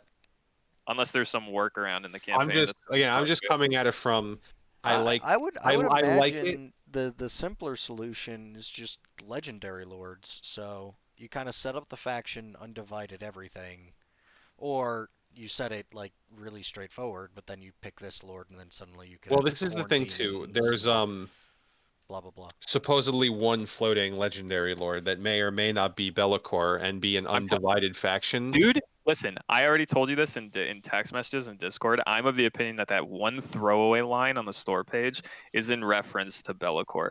Because what else could it be? Honestly, it's probably Bellicor because like yeah, a ancient evil that's seeking a champion that's literally Bellacor's lore. Like, It has to be, unless they're throwing us off. But which then if it is Bellator, maybe that's your undivided faction right there. but here's the thing, like, what is that? Because like from a gameplay perspective, it doesn't make sense to me that you get to the screen to pick a legendary lord, right? And you're like, here's whatever greater, named demon they chose to be the coronate legendary lord. And if you pick them, you only get the coronate demons and all that shit. It's like, okay, but 2 tiles down on the legendary lord selection screen is Be'lakor, and if I just play as him, I can take whatever the fuck I want. It's like, how are they gonna? Why would I? I don't play much Total War Warhammer, but I already know that there are some legendary lords that are just straight up busted compared to others. You see what I'm saying? From like a style perspective, it just doesn't really honestly, make sense. just off the top of my head, I can only think that it would limit the rosters. Like if you play Be'lakor, you would get access to, like, let's say Bloodletters and like Bloodthirsters and shit, but maybe you wouldn't get the mortal side of it. I don't know. Yeah, it would They either could be limit all the roster. demon or like all low level, except for maybe 1 or 2 high levels. It would just shake up the structure to make it work. Like instead of getting Or he'd be busted OP as fuck and just clearly the better choice, which has happened before. it's just I understand the hate around mono gods, but the way I'm coming from it is I like the specialization of having the option for the mono god stuff. If they give me Be'lakor as undivided, that's another option that I'll take. I also, as much as it sucks to have to buy DLC after DLC after DLC, I don't view more content as a negative. And if the content is good, I will get it. Buy skins, Richard. You're their market. Everything you just said makes CA love you. You'll buy everything. Well, as long as it's good, like if they're putting out quality content that's good, like why am I gonna not want it? I mean, sure, if it's good. I don't agree with cutting units from rosters of factions like they always do and then selling them later. That's DLC that I don't like, but I understand that they want to make money, so I guess that's what they feel like they have to do. I don't agree with it, but it's what CA does. Like again too, like I like the specialization of it. I like that I could load up a campaign. It's like, I really just want to play like a Slanesh focused army, and then boom, I got the Lord for that. Or I really want to play a Khorne focused army, I got it. Hey, I really wanted to play Undivided. Let me fucking play Be'lakor. Like it's just an option. Listen, I'll agree with you if it's done well, but the problem is this really feels like a pointless thing to conversate and argue over because it's like we don't know shit yet. I mean, So, they could totally, like I say, have an end campaign workaround to it. Like when you defeat X faction, gain access to recruiting their shit. Like it's really weird because I feel like what year did Total War Warhammer 2 come out? 2015. Warhammer 2? Oh, sorry. Warhammer 2 came out 2016, didn't it? Okay, Or I was gonna 2017 or some I was shit? gonna say like what the fuck? There's no way. I think it was 2017. So since Warhammer 2 has come out, I've just been sitting here constantly thinking about Game 3. And every time they come out with a DLC, even the ones that I think are cool, I'm just like, but I just want to hear about Game 3 and I want to know more about demons. Like that's literally all I've been saying for like what, 3 years or something like that. And it's like we finally got a trailer and it's cool. It's a cool trailer and it confirms certain things about what's going to be in Game 3. But then I watch it and I'm like, but they didn't really answer any of my questions. Like I got a cool cinematic trailer, but I still want to No, know. but they were never gonna come out one day and just say, "Here's everything," or "Here's the mechanics." Of course, No, there's I'm gonna not. be a Well, trailer. I'm not Like, naive enough to say that, and that's not. It's also not what I'm saying. But I am saying that it's like I'm not saying I expected them to answer all my questions today. But what I'm saying is I don't have a lot to talk about here because it's like I just have to wait until they give me more. Like this is cool. I guess it built excitement. Demons are here, but we all knew that was going to be a thing. I just need them to show me more because like I don't know anything about how demons are going to work. I want to understand what this like mono god shit is actually going to be about and what their rosters are actually going to look like. And until I know that, I'm like mid hype. Honestly, I'm more hype about the fact that they announced Cathay. than I am Yeah, about demons, because I know nothing about demons, but I know that Cathay is really fucking cool. that's the thing too. We actually literally know almost nothing about Cathay because Yeah, they we don't. weren't really worked on. Yet I'm more excited about them because it's like, sure, I don't know shit about their units, but I know that there's not going to be much of a. I don't have this weird mystery surrounding like the mechanics of demons and shit. Sure, I don't know shit about Cathay, but like it's awesome that they're there at all. Because I never would have guessed that they were going to be a base faction. When for like 3 to 4 fucking years, everyone's been like, yeah, Game 3 is going to be demons, Kislev, Chaos Dwarves, and Ogre Kingdoms. And then they drop this trailer, and it's like, guess what? That's not it at all. It's Cathay instead. And I'm like, what the fuck? That's awesome. There are a lot of people who, a lot of people is maybe strong, but I've seen multiple posts of people very upset that Ogre Kingdoms are not like a starting race because they're an actual 8th edition army. Oh yeah, Well, it's those not like poor they're fucks. not. It's not like they're not gonna get them. Yeah, but like same with like Chaos Dwarves. They're like fucking we get pandering to communist China, but no Chaos Dwarves. Yes. It's because they're gonna sell you. You know what? I have two things. I have two answers to those people. The first one is they're gonna sell you Chaos Dwarves and Ogre Kingdoms later, for like $20 a pop as full-blown race packs. That's the first answer. Or alternatively, one of them is gonna be the pre-order bonus race that we don't know what it Yeah. is yet. So that's an option as well.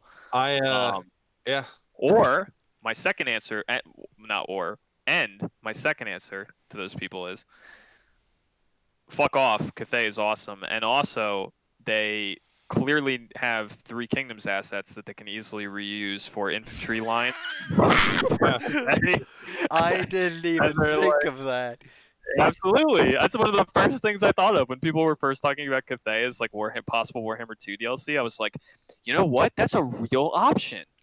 That's a real possibility because they just made Three Kingdoms isn't even that fucking old. Like they No. made that long ago, and it's like that's assets. I bet some of those fucking like some of the armor and stuff that's on some infantry models and shit in Three Kingdoms. I bet a lot of that shit's gonna be repurposed for like line infantry for Of course it will. Why wouldn't it be? Like that's just a smart business decision. Guaranteed that's gonna happen, and animations and shit like that. I bet you it's gonna happen. There's And like fuck it, I don't care. There's like forum posts like, "Hey, game Creative Assembly, if I wanted to play Cathay, I just play Three Kingdoms." But Those people because they're gonna have yeah. like cool fantasy stuff Yeah, based on like ancient fucking Chinese and mythology. the Fucking awesome. the thing too is like Games Workshop is doing it. They're making the faction. Yeah, but and they're doing it, but they're also doing it for Kislev too. So it's like that's Yeah. So like everything, like for people that are like afraid of games of Creative Assembly doing a faction, they're not. Games Workshop is doing the faction. Creative Assembly is just putting it in their game. I bet CA has some creative decision making behind it. Vampire Coasts.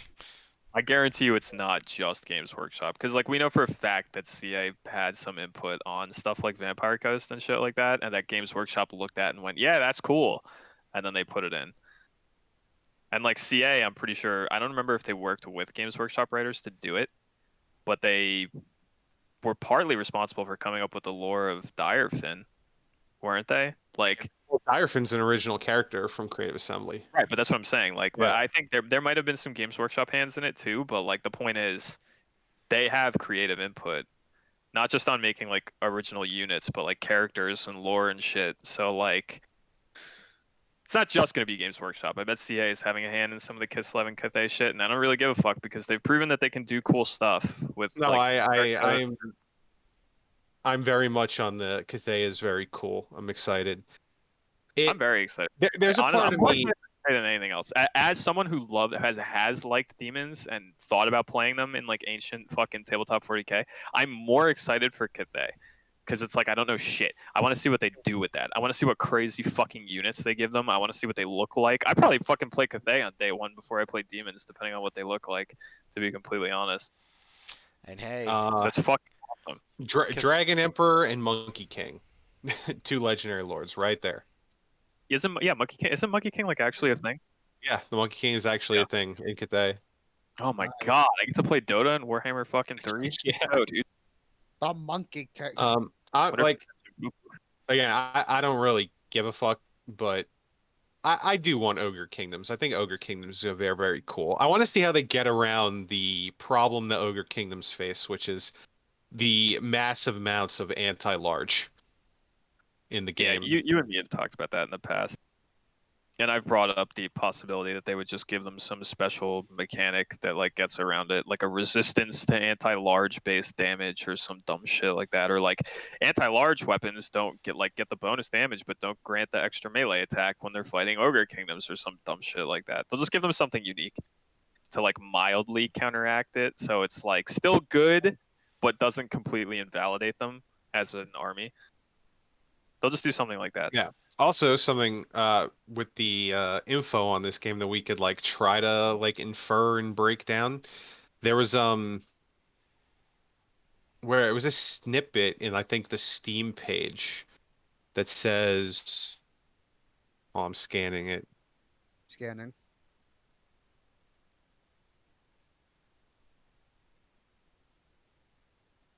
Oh yeah, so on the border between worlds, 2 mighty kingdoms stand sentinel, the stern warriors of Kislev and the vast empire of Grand Cathay, each beset with its own trials, and now both have a cause to cross the threshold and send their armies into the realm of chaos.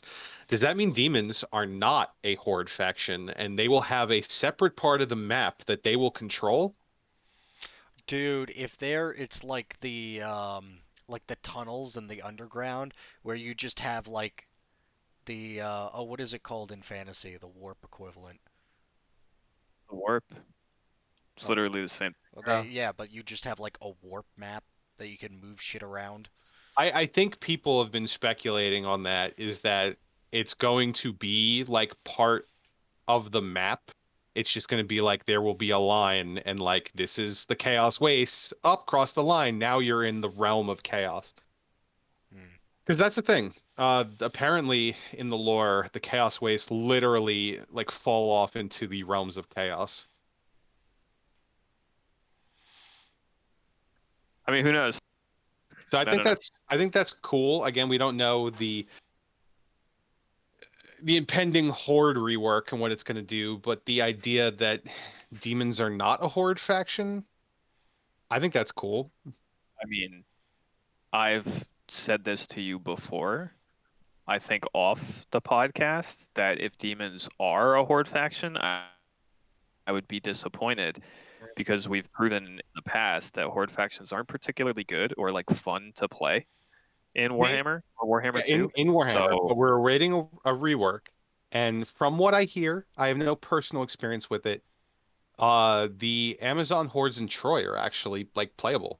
They're good. okay, I mean, I would have to I look could at be it. wrong on that, but I've heard that. I have to look at it Um, and understand why, but I don't know. It's Orcs just are no like longer shit, right? orcs. No, orcs are good. If that's what you said. What I want to They a know, horde army? No, they're what not. I want to know is Well, then fuck me. Yeah, I was like, everything I know about orcs is a lie. now I'm getting into like really like tinfoil, just pure speculation. Say there is a separation of the map, like realm of chaos, normal world. Demons hold like territory. Do you think they'd hold territory outside of those borders? Because that doesn't really make sense. They don't do that. Well, I What I about don't know. corruption?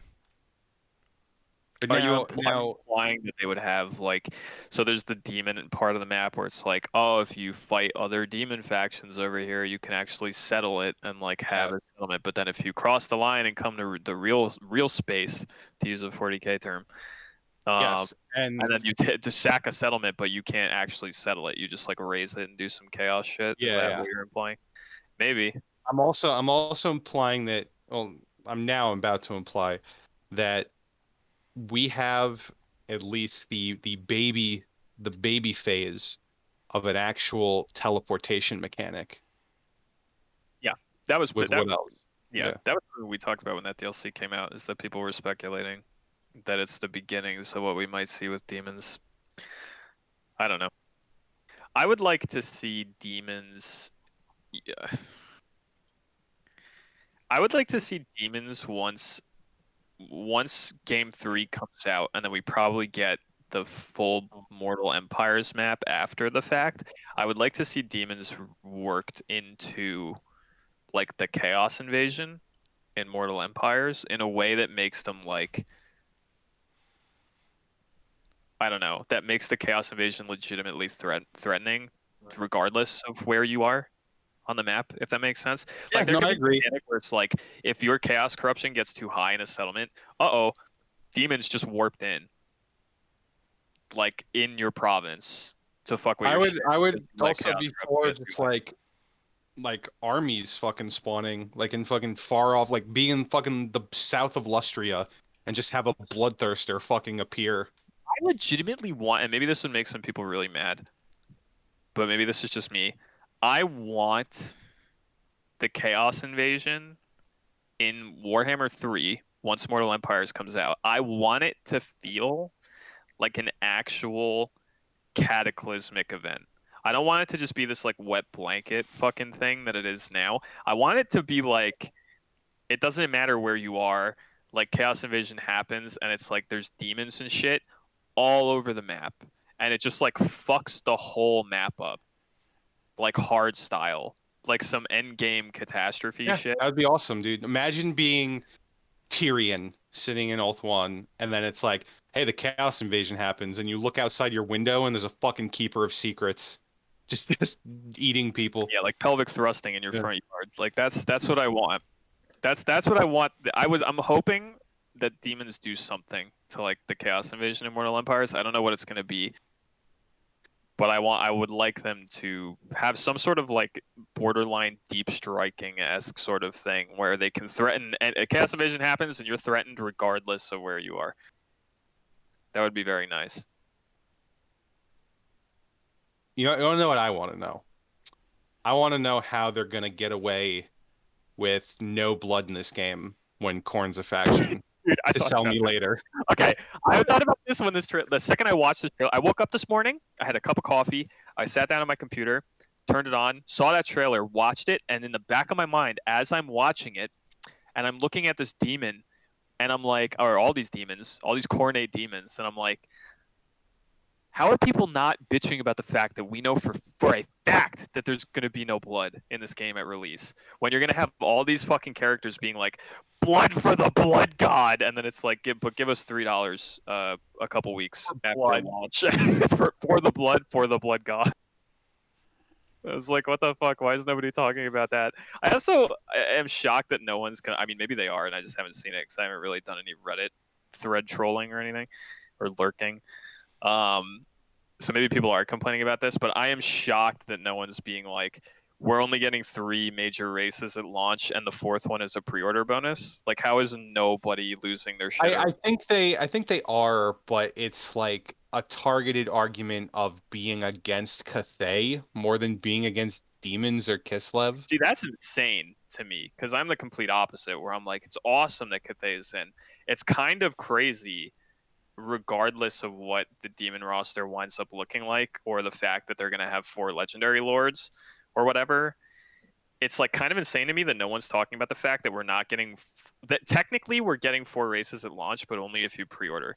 I think that's the way to look at it, right? That's what makes it fucked up. Is it's like there are 4 factions at launch, just like every game that came before it, but only if you pre-order it. And if you don't pre-order it, they're going to charge you All for right. that with one post-launch. And I'll admit this maybe isn't the right way to look at it, but it's the way I'm going to look at it to feel better.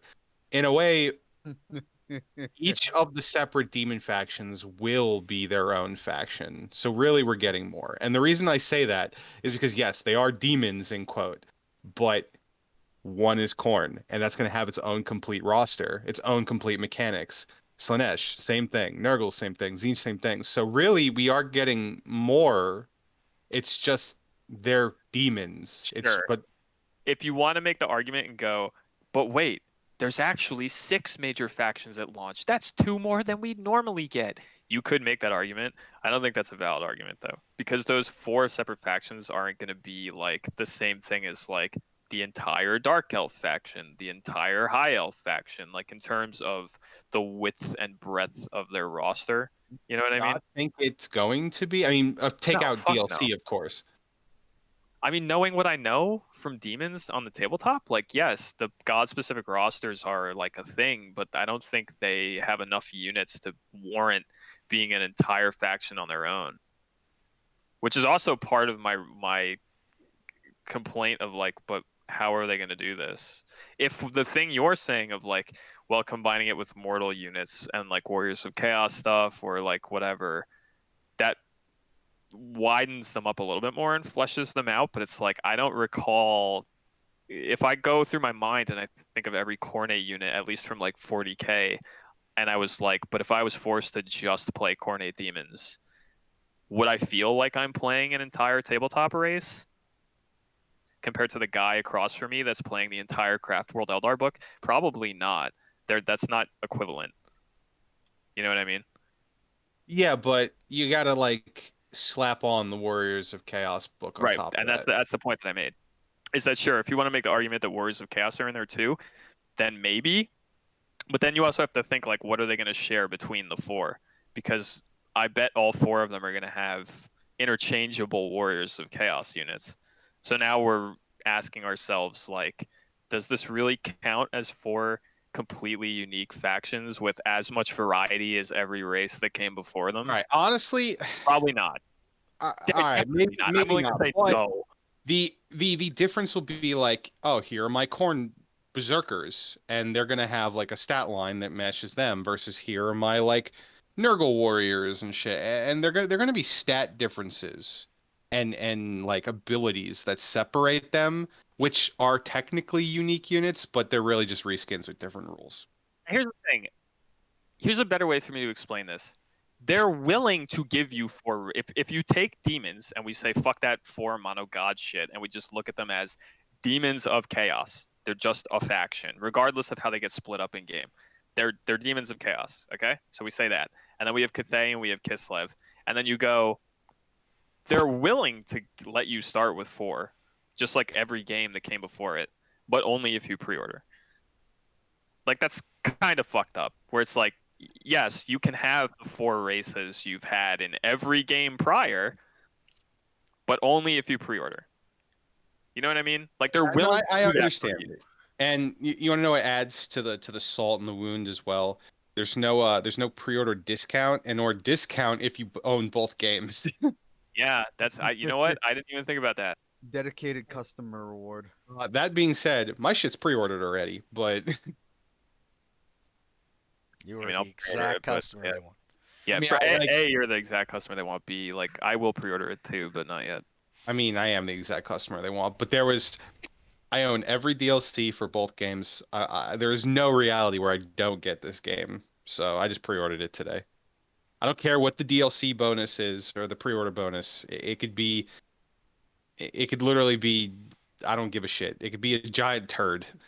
It doesn't matter. I'm Uh, pre-ordering the game. uh,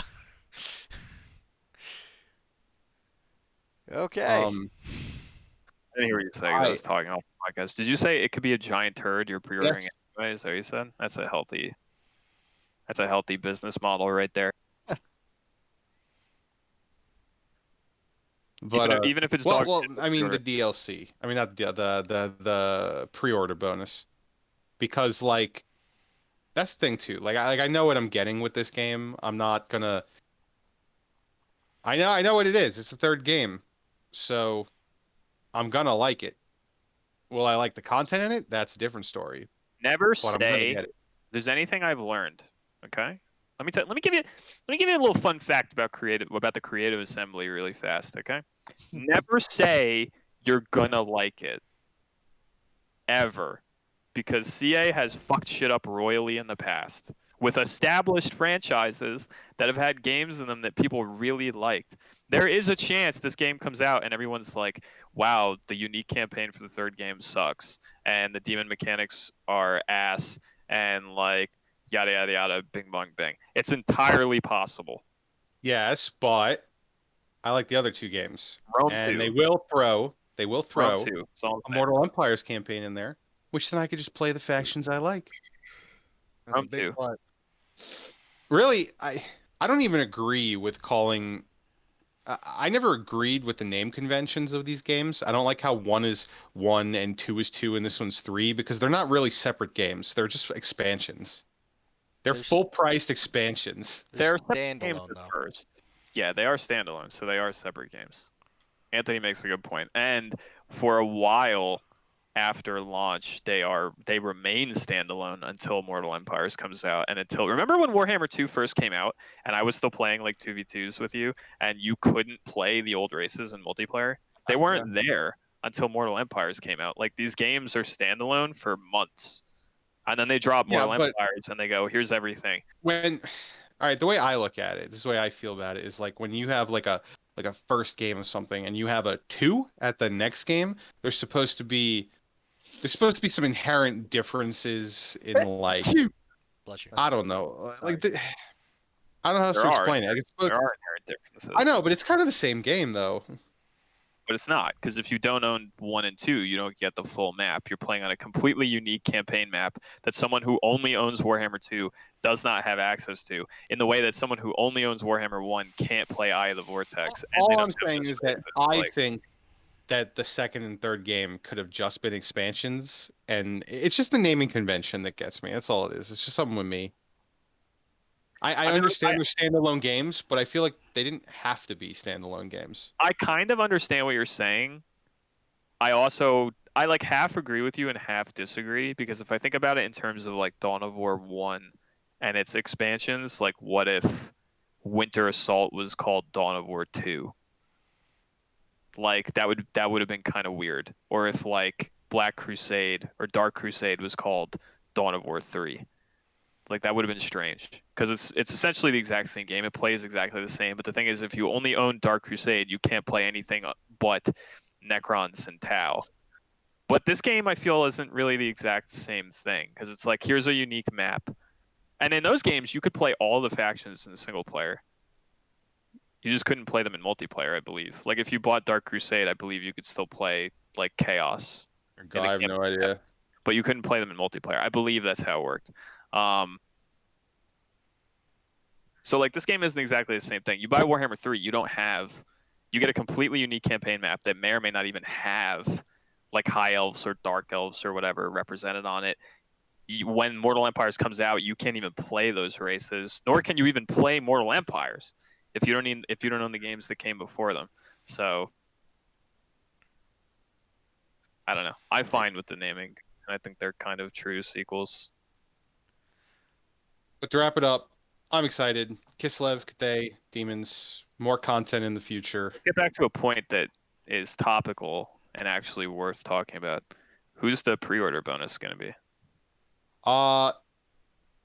Dude, I don't even think there's any way we could even start speculating. Ogre Kingdoms?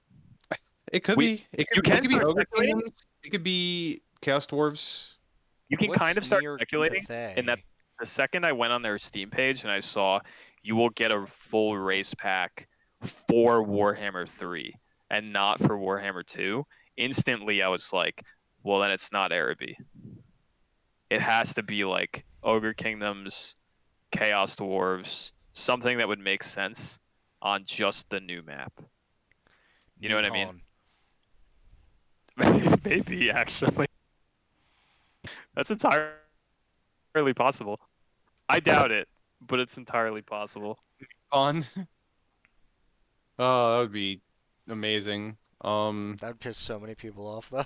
Absolutely. It'd be like, where the fuck are Ogre Kingdoms? Because then that's also your four factions are essentially humans, humans, humans, and humans with spiky guys.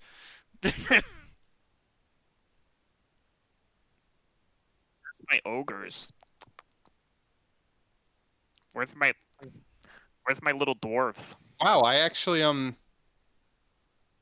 I didn't know that pre-order bonus was just for the third game. I thought it was going to Yeah, be like you a didn't Norse thing. I'm talking out my ass. I read it. I read it I on the store. I wonder if Second that's I because went, they oh. don't want to repeat. What, of the blowback of people being like, "You're giving me pre-order DLC for a game I No, may or may like not." we fucked up our Norska spaghetti code. Now it's delaying the Mortal Empires path. I forgot about that shit. Holy fuck!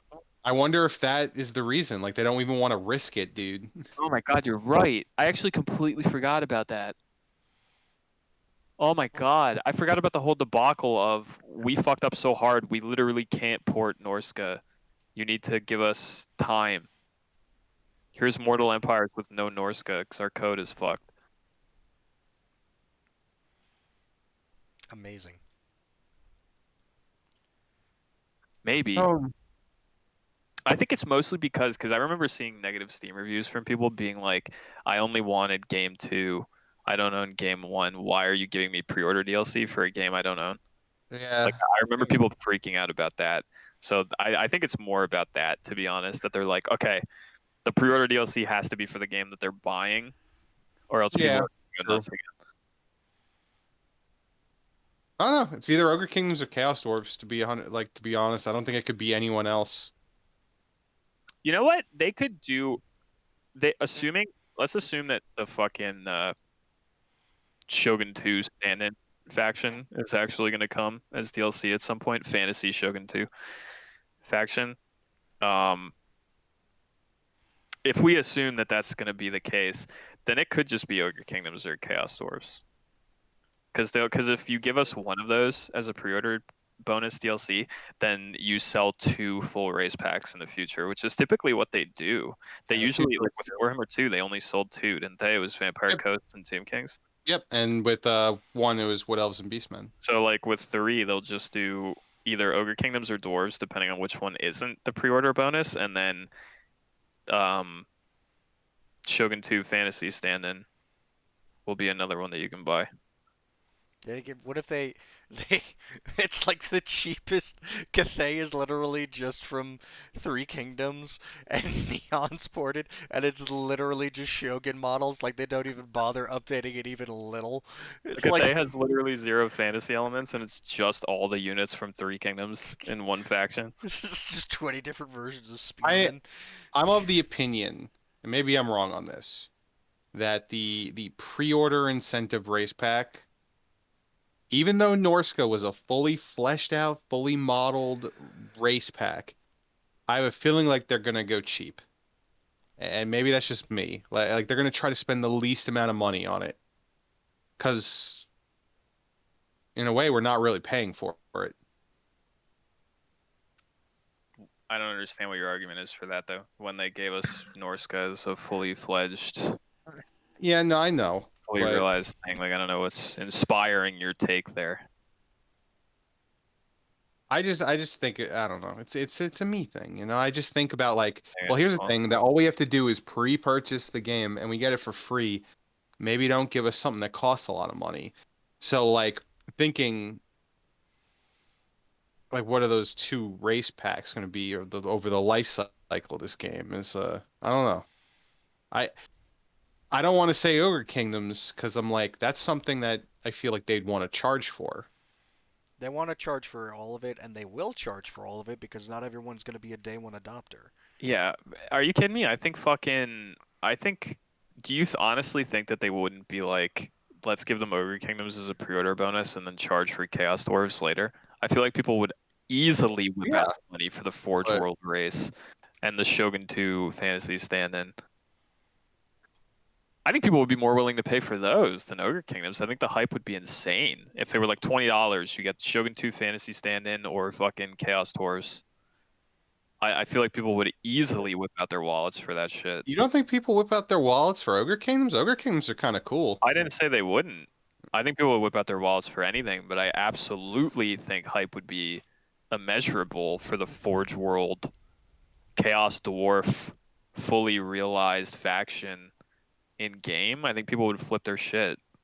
I've seen a lot of excitement online in like YouTube comment threads for Chaos Dwarves leading up to the release of this game when everyone assumed that they were going to be in. People really want them. I see more people asking for them than fucking ogres, to be completely honest, in the videos that I've watched and the Reddit threads that I've read. So Well, Maybe it is Ogre Kingdoms. I'm not gonna. If it's Ogre Kingdoms, fucking gimme. You know, I don't give a shit. If it's Chaos Doors, I'll take anything. But He has gone on record saying he'll buy trash. yeah, I just don't know if we could even speculate. If you put the Warhammer Fantasy logo on it, Creative Assembly tag right under it, and it's just a turd that they mail to your house, Richie will pre-order it. He's been on record. He said it. On record, we'll give you money. I don't think there's anything left we got to talk about with Not this. really. I mean, to be frank, like we did as much.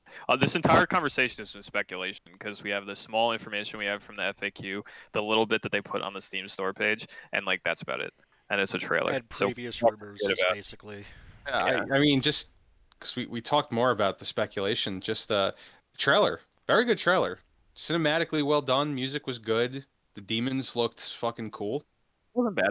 I wish there was a little bit more I could infer from it in terms of like how it's going to relate to what I'm going to see in the game. Like I would have liked to see a little bit more demon stuff than just like bloodletters and a couple greater demons and like the blood crushers, but it wasn't bad. It was a cool trailer. Honestly, my biggest takeaway was that the music was quite good. Whoever they got to do, I tend to I notice music a lot in trailers, and I the last trailer they put out for the Wood Elf DLC had really banging music that was very tonally strange for the game, but in like a good way.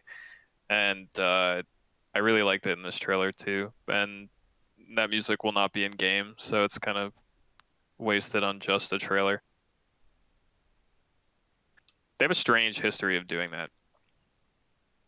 They get really cool music commissioned for their trailers or whatever, or maybe they do it in house. I don't know. And then they don't put it in game. I don't know why. It's very weird. That Great Unclean one's gonna give me nightmares, dude. That was easily the nastiest shit I've ever seen. With the maggots and Yeah. all the Slipknot fans in his mouth. Moving on. Yeah, let's. How long did we talk about that for? Like a fucking hour. Like an hour. Just Um, about. Sorry, 5 viewers. If you don't give a absolute fuck about Warhammer Fantasy, which you probably don't, I This is- formally apologize. This is what the timestamps are for. True. Hey, how You come don't YouTube know. doesn't give us chapters? What's up with that? I don't know. It used to give it to us. I didn't change the format, and now it just stopped, and I don't know what I'm doing differently. Oh well. Anthony, no chapter system. Oh well. Figure it. I'll figure it out. Zack Snyder, Jared Leto, Joker, Justice League. God. We roll right from Warhammer 3 into I'm giving Richie his time to shine. He and I, we went on Actually, I stocks. read We've this, so I don't bonded. know. We've literally bonded bonds, buy bonds, and I mean, you look at there's really this isn't a story because he's just like, just a picture. yeah, and it looks neat. I like the design. Looks grumpy clownish, which is good. I mean, it's very Less clear. damaged. It's Yes. yeah, less damaged. It's very clear from the blurry picture that we can see that it looks like he kind of has longer hair, and I'm getting Wacom Phoenix vibes, just a little bit. Hmm. Can't quite see it. Obviously, you could even put the picture in the podcast right now if you really wanted to. Am I the only one that looks at it and I'm like shoulder length, long hair, probably fucking green? Clearly has makeup, Joker makeup on. Kind of looks Wacom Phoenix-ish, just a little bit. Yeah, Even in the he looks blurriness. Joaquin Phoenix-ish. He also looks Heath Ledger-ish, just because of the disheveledness air. I don't have a lot to say about this other than I've been on record on the podcast before saying that I'm actually not. My biggest issue with Jared Leto's Joker is actually not how he looks, even though I do despise how he used to look. My biggest issue is that I think the writing is piss poor and he's just not an interesting take on the Joker. It's actually completely not any fault of his own, in my opinion. It's just all of his scenes I've seen from Suicide Squad are boring and feel like they were written by a 12-year-old. And that's the thing I hate about the Joker. So like it's cool that he looks less like a tryhard and he doesn't have damage on his forehead. Will he be written better? Remains to be seen. I don't see a problem. If he's written poorly, then we get to look forward to the hyper extended cut coming 5 years from now. Right. I Yeah. don't see a As we've problem with said. Leto. No, there is no I problem. don't see a problem with Joker. Well, we've been over this. It's because he reminds you deeply of John Malkovich. That's the only reason you like him. True. It is. It's a strong reason, though. I won't go. Which further proves my point that he's written shittily. Oh. Fucking cold. That's not a dig at John. I don't want that to sound the way that it sounds. That's not a dig at. Shade. That's not a dig at John Whoa. Malkovich. That's not a dig at John Malkovich. That That's was just a definitely a factual dig at statement that John John Malkovich is chaos. Yeah, What true. did John Malkovich ever do that made sense? Not much. Nothing. Precisely my point. But it all worked out for him. And that was fine. That was fine in our. That was fine in our game. But in a major motion picture where you have a character like Joker who's had certain renditions of him established in the past, I don't think he was written particularly well in Suicide Squad. Did it all work out for him? We don't. That remains to be known. Yeah, well, John Malkovich, it all worked out for him, dude. Richie wants to think that it worked out for him, but Okay. we don't. Well, I you'll mean- have to give us the clip show post credits version of your. When I vampire say it campaign. all worked out for him, it did all work out for him because we ended that game and he was still alive. So Yeah, that's the best you could hope for, is just ceasing to exist. I guess. Multiplayer effect. Mass Effect, the remake, remaster, I don't know what it's called. Legacy Edition, suck my dick. Come on, Legendary Edition, Anthony. Let's go. Come on, dude. Get it right. Whatever. It's coming out. There's some screenshots on the website. Only things of note is that they seem to have colored balanced it a bit more. Textures look good, and they killed multiplayer. They took it behind the bar and just fucking shot in the face. I mean, yeah, they killed the multiplayer portion of Mass Effect 3, and they are actually making gameplay changes to Mass Effect 1, but nothing else. Which I think is fine. Well, the multiplayer is sad, but I am fine with them doing whatever to Mass Effect 1. it's Mass Effect 1 plays, I guess. I'm not fine with whatever, but yeah, Mass Effect 1 was Ooh, I saw, like, hindsight. It was a clunky one. Yeah, I saw It's fine for the time. just a graphics comparison. It looks good. I mean, I don't have any real complaints. It's not very exciting. Like, I really enjoyed Mass Effect's multiplayer, honestly. I did too. I mentioned that in the Camel cast, I think. You played a fair bit of it. Yeah, I did as well. Play a lot. It was that was a weird age where like a lot of games were getting shitty tacked on multiplayer modes that nobody asked for. Like I remember Dead Space 2 had a multiplayer mode that nobody wanted. But every once in a while you got a game that had like a tacked on multiplayer mode that no one asked for that was actually pretty decent. Like I think like Space Marine was a good example of that, where people actually kind of liked the multiplayer, and like Mass Effect 3 was another good example of that, where the multiplayer was actually quite good. It had no right being as good as it was. Like it was a fun little like horde mode with objectives kind of thing, I mean, where you could play as these weird, unique aliens, which you couldn't do in the single player Mass Effect games, which was kind of cool, with unique abilities that weren't present in the single player classes. Like it was a neat little aside. And it was well made. And it was fun, but you forget there were loot boxes. Were there?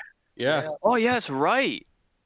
Was that how you got the extra classes and shit? You just had to like. I roll think them? I think there was other stuff too, but I don't remember. I think some of the classes straight up you had to buy. No, the classes No. You get were all loot box. You get them all from a loot box. I could have What? sworn. But I will say one thing.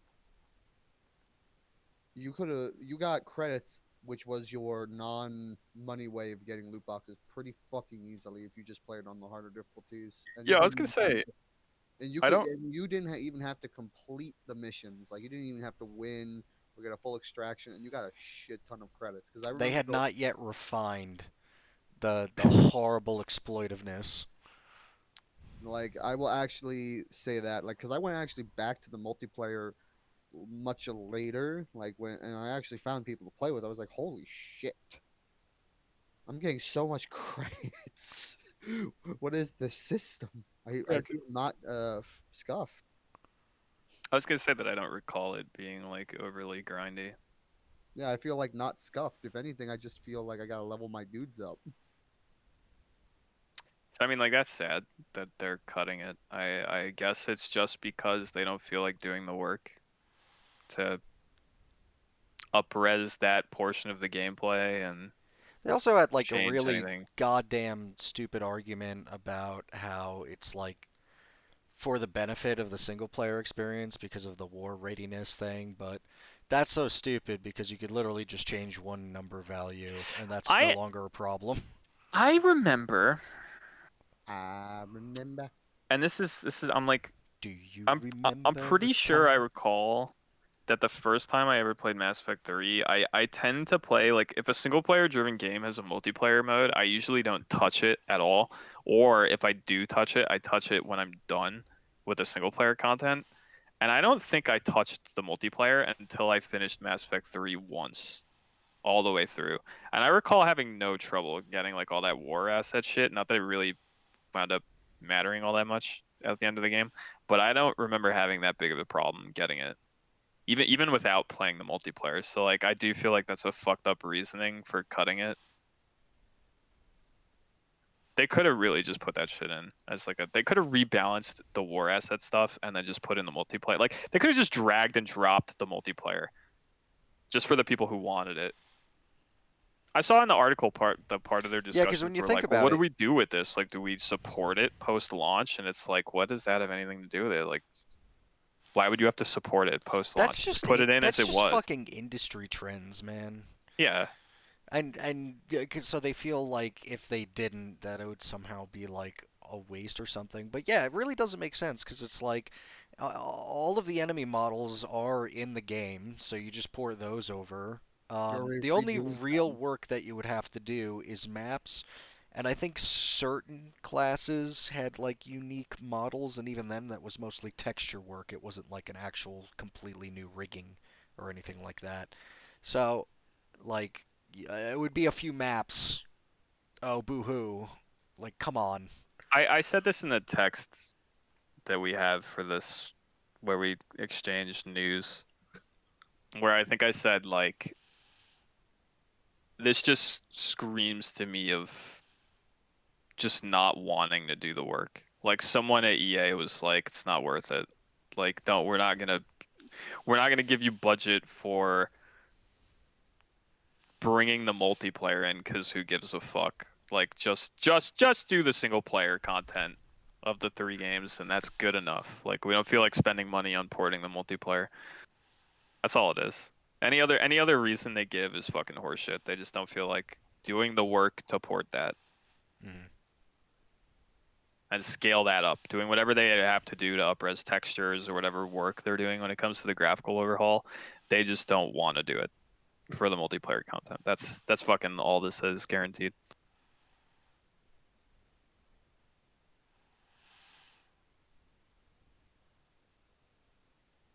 Speaking of... No, wait, that's a terrible segue. That makes no fucking sense.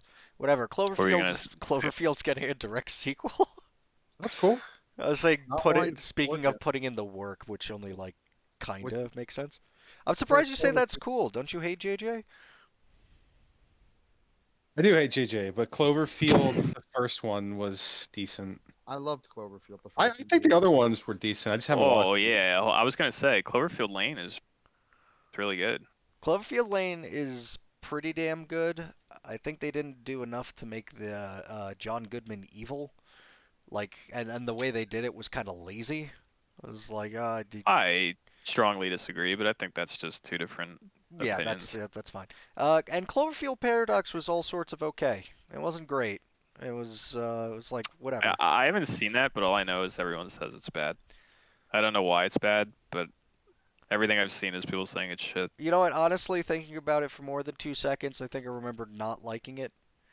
I didn't think it was terrible because a lot of people were saying like it was the worst thing ever, and I was like, I walked away from it being very meh. I'm fairly certain I remember a lot of the stuff just being really like lame and ham-fisted. I recall people's biggest complaints, and this was also a complaint for spoilers for Cloverfield Lane, I guess, just whatever. Not huge spoilers. I won't even go into the details.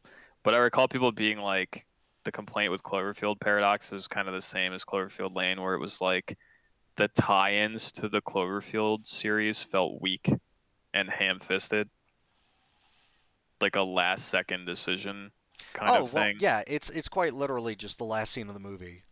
Yeah, It's like they're literally because I and believe it was mentioned that either it was directly stated or people just hypothesized that it was a movie completely made outside of the Cloverfield universe, just on its own merits and plot.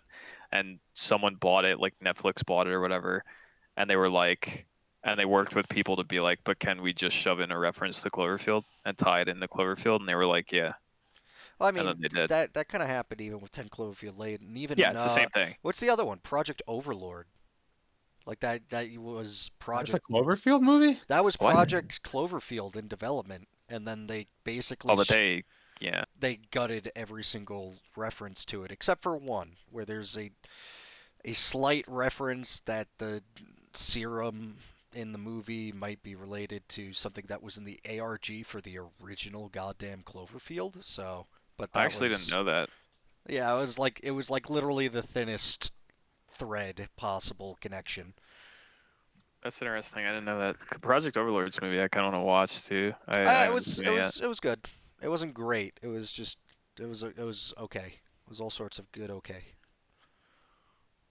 But I mean, it's cool that Cloverfield's getting an actual sequel instead of a movie that was clearly not intended to be an actual sequel, but then was made into a loose sequel, like the ones we got. Even though I really like Cloverfield Lane, it falls apart a little bit, like right at the end when they tie it into Cloverfield. But I I both still really like like and that movie. dislike that. Like it goes on I Yeah, think a you know, little too long.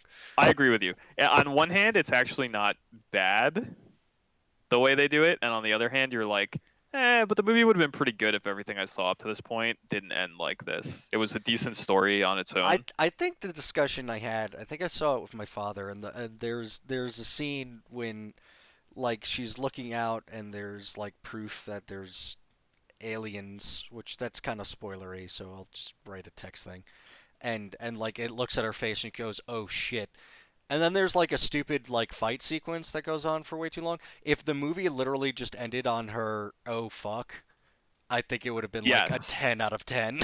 I, I agree with you. Everything past that point was like, it's going on a little too long. I'm Yeah. like, I don't need this. You could have ended it at just the reveal, and then that's it. Yeah, that would have been such a fantastic twist right at the end, but nope. But yeah, hopefully it comes out soon. I mean, this article isn't like very good because even it's just like on 2019 a guy said a thing, so even it's not the most concrete thing ever. But I would really like it. I really enjoyed Cloverfield. I remember a bunch of people being pissed that it's like, where'd the monster come from? It's like, no, fuck you. It's not the point of the movie. The movie's great. I mean, this article has details. It straight up mentions who's writing it. Hmm. It mentions a lot of details about it actually. Who's producing it? Who's writing it? We just don't know anything about the actual plot. But yeah, I guess that's cool. I don't know. If you hated the other two quote unquote Cloverfield sequels, now we're getting a more A direct sequel. straightforward, direct sequel. Which could be good or it could be trash. I don't know. I guess we'll find out next time on Dragon Ball Z. It's got J.J. Abrams associated with it. So Richie's going in with like one thumb, one whore thumb, and one down thumb on Brandon's scale of thumbs. We'll see. Uh, speaking of low expectations, Battleborn and Bleeding Edge are dead. Bleeding Yeah, I Bleeding mean, Edge was the one I was talking about, where there was the character that's like literally on a mobility scooter. I couldn't remember that. oh, yeah, I remember you talking about that kind of. Yeah, I I don't will know. I say just like, I played Battleborn. Like I actually played Battleborn a bit. It was not a bad game. It came out at the wrong time and didn't have enough of a punch to it to keep it anywhere Didn't in. have good enough porn. Let's be real. It didn't have characters you could really rule. the That's a problem. that's a strong indicator of a game's future. How strong is their porn I mean, potential? hey, Overwatch came How out, buried it. strong is their PP, their porn potential? There you go. Mm-hmm. I feel like Got to measure peepees between games. maybe it's just me, but I feel like I feel like the hero shooter genre has kind of become like the new MMO, where it's like it's a very difficult space to get into and compete in because there's like one or two games that people really like, and if you're not nearly as good as them, you're just fucked. I feel like it's far more cursed than any of the others, because like, so every trend got chased. So there's like a million battle royales, only a few survived. MMOs, same thing. MOBAs, same thing. There's like always at the genesis, like a year or two out, there's a bunch of kind of trend chasers, which that doesn't necessarily devalue them. There's been some really goddamn good trend chasers, but yeah, I don't know. Like Overwatch was the only one that was really super successful. Like Quake Legends is still kicking around, and there's others that like I wouldn't say that they were failures, but none of them got to like Overwatch levels. No. Whereas Not like even in battle royales, like you still have kind of PUBG and Foot nut. yeah, Fortnite, and like there's some competition there. MMOs, you got your Final Fantasy 14s and your World of Warcrafts. So there's some competition there, and but But it's the same thing with all these fucking genres. Even with like to use battle royales as an example. I don't know if anyone even noticed. We never even talked about it on this podcast because I didn't feel that it was worthy of talking about, so I never posted an article for it or anything. But like Ubisoft came out with a battle royale not that long ago. Does anyone even know that? It's nope. it's like a cyberpunk like weird. It's got a really weird art style, and it's Didn't like a didn't High what? Res come out with one that was like fantasy themed? Yes, that was ages ago, but yeah, that was at like Flutnut's height of popularity. The high res tried to jump in Fortnite. as they try to jump in with everything. Um, yeah, and it's like, but Ubisoft came out with that new one not even that long ago, and like from what I understand, it's already pretty much dead. Like no one's playing that shit. And it's the same thing with hero shooters. It's like if you're not one of the big two or three games that exist in that space, good luck. Or in the case of hero shooters, it's just one. I can't even think of another one other than Overwatch that's Like I know of that others that are successful. lingering, but none that I would call successful, at And least in comparison. there are some games that have like hero shooter-esque mechanics, but I wouldn't refer to them as a hero shooter like Apex or whatever. I would just call that like a BR. Yeah, So if we're Apex is talking about also weird where it's like it's both a battle royale and a hero shooter. yeah, but I still wouldn't really call it like a hero shooter. If we're just talking about like strictly team-based hero shooters, it's just Overwatch. Yeah, Team Valorant v team. didn't kind of take off like it was expected to, and yeah, just fucking Overwatch was the big one. Valorant's having some success. It's not killing CS:GO like people said that it would, but it's doing okay. Um, What was the Gearbox battle royale? Because boy, that oh one my was god, oh my god, don't say it. hysterically bad. Crucible? Is that what it was called? No, no, I'm talking about the one that was. Oh no, wait, I no, that know was what you're the talking Amazon about. game. That Yeah, was the Amazon game. which that's dead, isn't it? I think so. Yeah, Yeah. no, that's. Are you sure you're not just talking about Battleborn? Because that is a Gearbox game. No, I'm talking about what was the one? It was like radical 80s, 90s. It was a battle royale. It wasn't a hero shooter. Oh, that wasn't Gearbox. You talking about the Cliffy B fucking shambling Oh corpse yeah, that game? was Cliffy B. My bad. Yeah, that was Cliffy B, my I dude. think of terrible failures and I just substitute Gearbox all the time. You're not wrong. But yeah, that was Cliffy B. Fuck, what was the name of that game? I have Radical Radical something. Heights. Radical Heights. Thank you. Yes. That literally lived for a week. Yes. Well, that was It, their did, that it was didn't their even get out of like alpha or whatever beta phase before they were like, oh boy, this is dead. Radical Heights is depressing though, because that was Cliffy B's like last ditch effort with his studio. That was Yeah. like they had just put out Lawbreakers, didn't make back their Lawbreakers is another beautiful example of a dead hero shooter that Mhm. tried, and then he went from that to trying to leech off Footnut with Radical Heights, and then just killed his studio. Sure did. But yeah, it's I mean like to bring it back to Battleborn and shit, like it's not I don't the hero shooter space is like this news I posted it, but I was like it's not even shocking to me. When No. Ninja Theory first announced Bleeding Edge, I looked at it and I went, why are they doing this? Yeah. I know why they're doing it. They're doing it because everyone wants to have that like runaway games as a service success that they can like just suck people's money with whilst they're working on other things, kind of like a Respawn style with Apex. But like it's so hard to make a game like that anyone gives half of a fuck about when everyone's just still playing Overwatch. Like why are you even trying? I don't get it. It's like a waste of money. Yeah, well, I mean, and here's the thing. It's not a waste of money if it wasn't like I always feel that these things are terribly soulless, and that's what really kills them. Is that it's so obvious Yeah. that they're just chasing a trend. Lack of passion or care in Yeah. what you're working on. Like Bleeding Edge felt very just like that. It was just like Ninja Theory's attempt at making their own weird brand of a hero shooter that I think had like mild character action elements to it, didn't it? I think maybe because like that's Ninja Theory's sort of thing, and like it just didn't go anywhere because I could have told you that it wasn't going to go anywhere Yeah. because you were clearly just trying to get your runaway hit while putting as little effort into it as possible.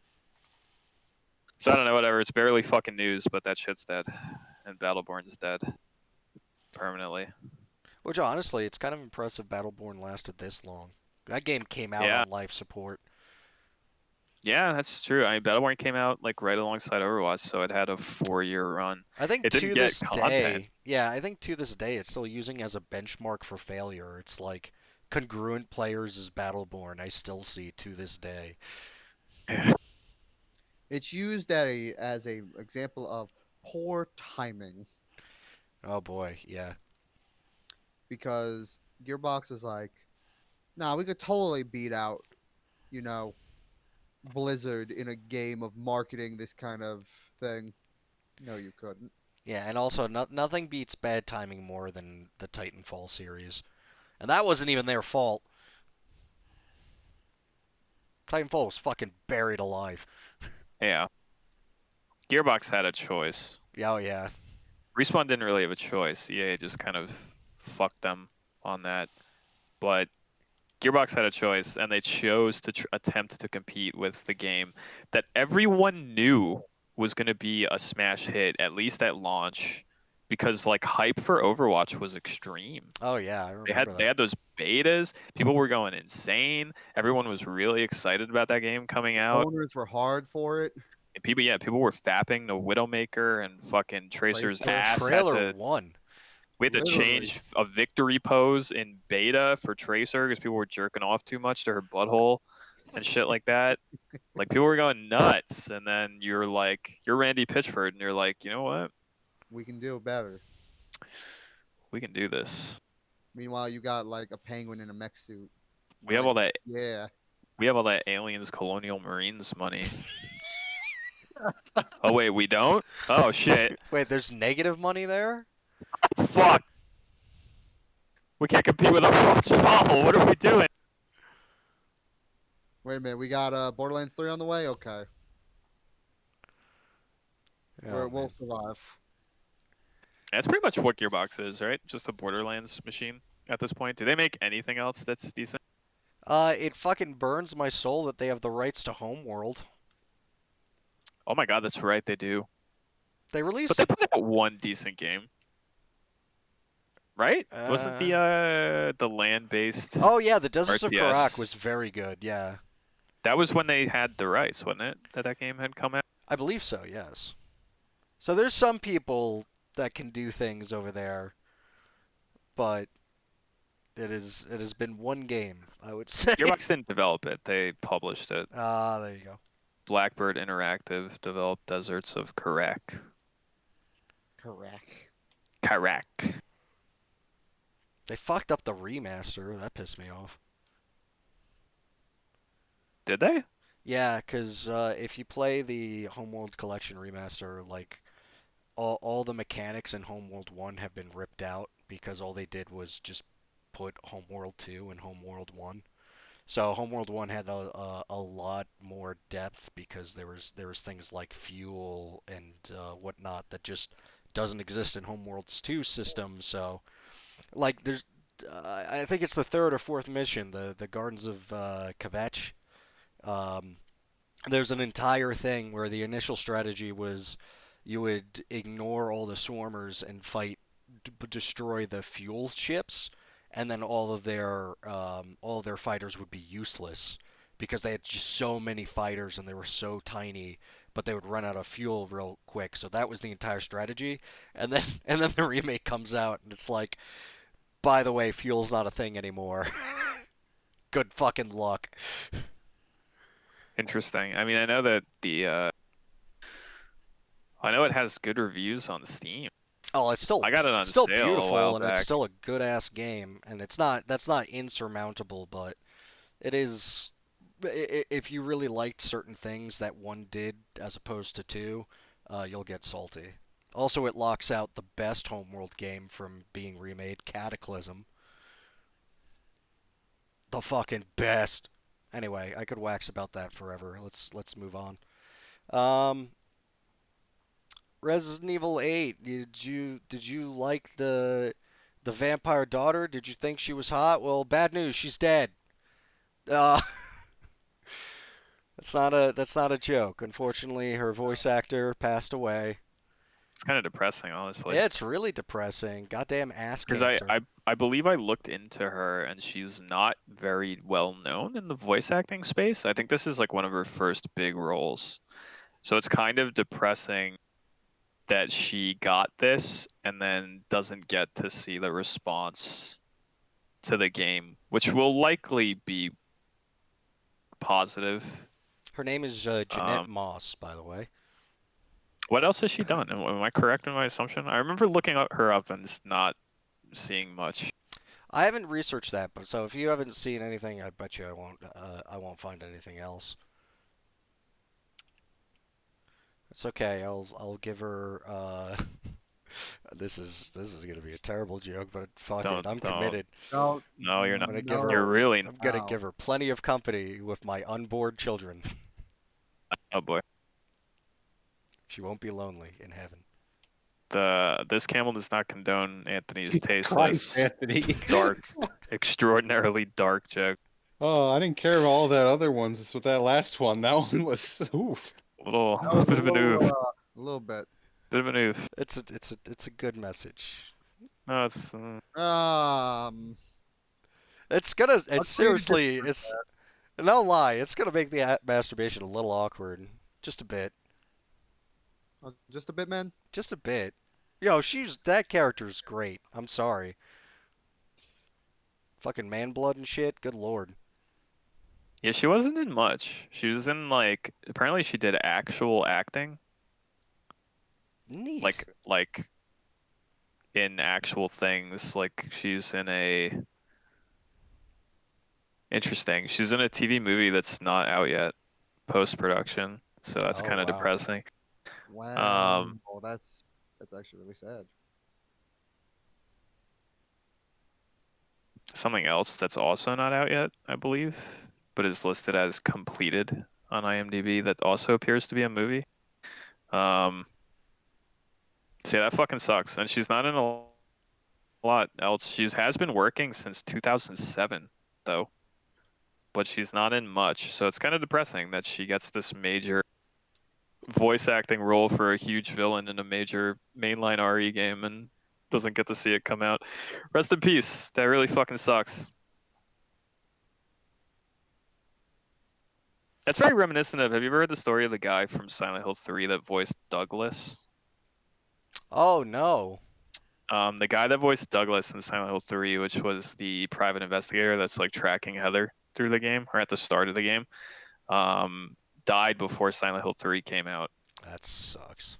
Similar situation. So, and Silent Hill 3 is like one of the most well-remembered games. Not as much as Silent Hill 2, but it has its fan base. So that kind of sucks that you didn't get to experience that. Similar situation. May she rest in peace.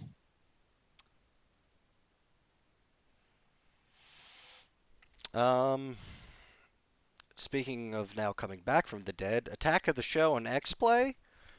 I'm honestly not surprised at this news. I mean, it was kind of not spoiled, but it was announced that G4 was coming back. And Yeah, I think and we if talked about it G4, previously. if G4 is gonna come back, then it's gonna come back with its like why people fucking watched it to begin with, which was X-Play. Do you think they're gonna have the cess though? That fucking cokehead. Do you think he's gonna come back?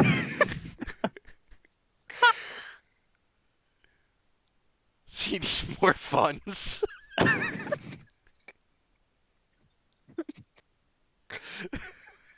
I wasn't expecting that. That fucking cokehead. I don't know. Maybe. I haven't seen anything about people coming back. I strongly suspect many of the, as people like to refer to them, the G4 waifus, if you will very likely not be appearing in this content. Because I don't think any of them give a fuck. No, I doubt it. You gonna get Olivia Munn to come back for X-Play? Probably not. She's in X-Men movies now. Very good X-Men movies that are highly reviewed. And her career is amazing. Well, She was maybe- also in Predator. Oh. Autism. Oh. Well, maybe because of that, she will come back. That's a good point, actually. Yeah, you're not wrong. She might need She the needs money. that, yeah. Her and Sess back at it again. One to feed a habit, the other to salvage a career.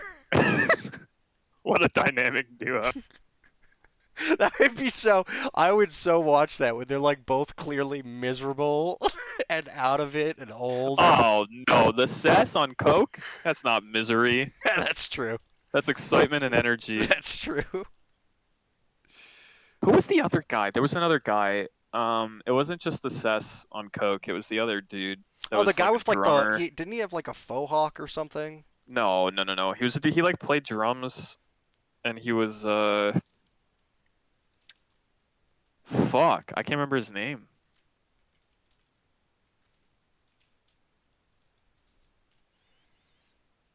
I'm looking it up really quick. Kevin Pereira. Oh That yeah. guy. Yeah, I wonder what he's doing.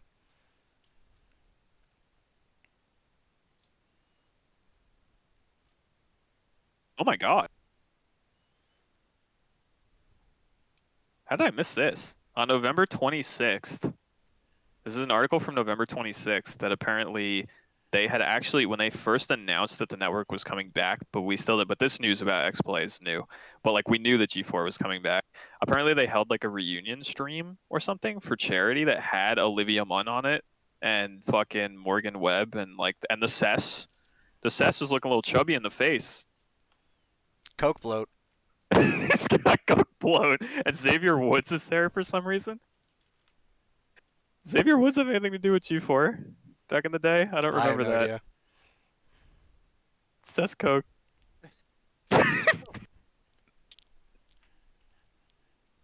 I love that fucking video so much.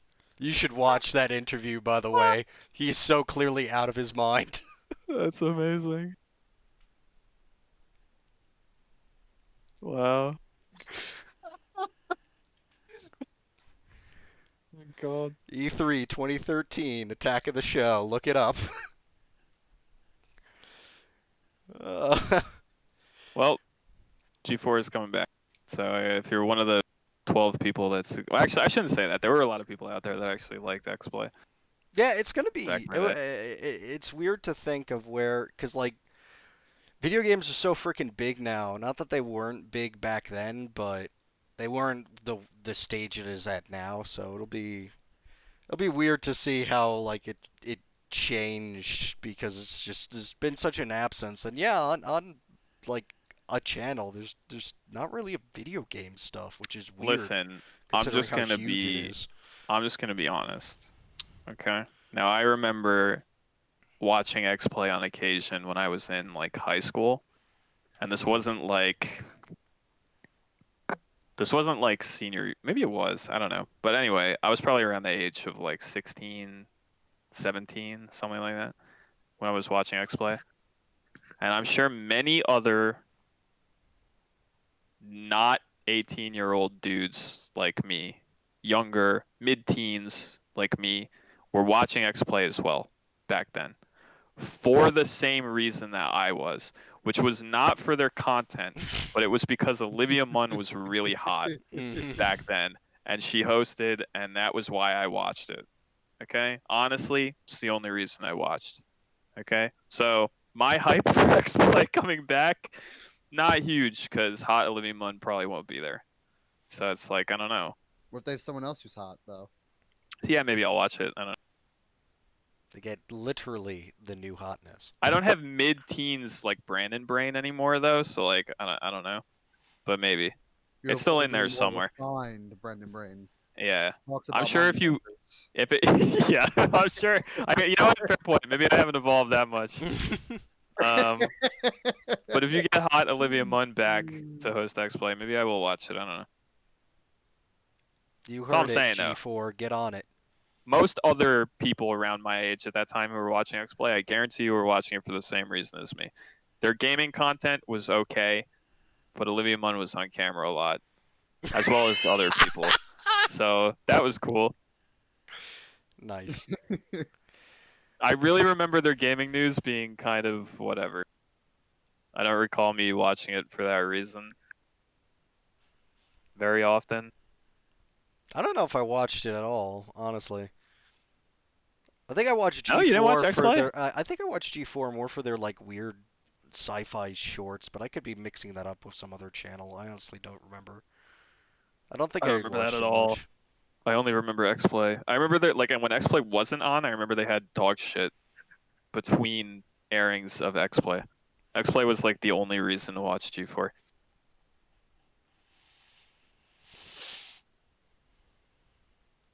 Anyway, So get let's hype, I guess. I don't know. yeah get kind of hype. Oh my Magic Diablo game in the works. And by Magic Diablo game, let me. That's We talked about this very already. difficult language.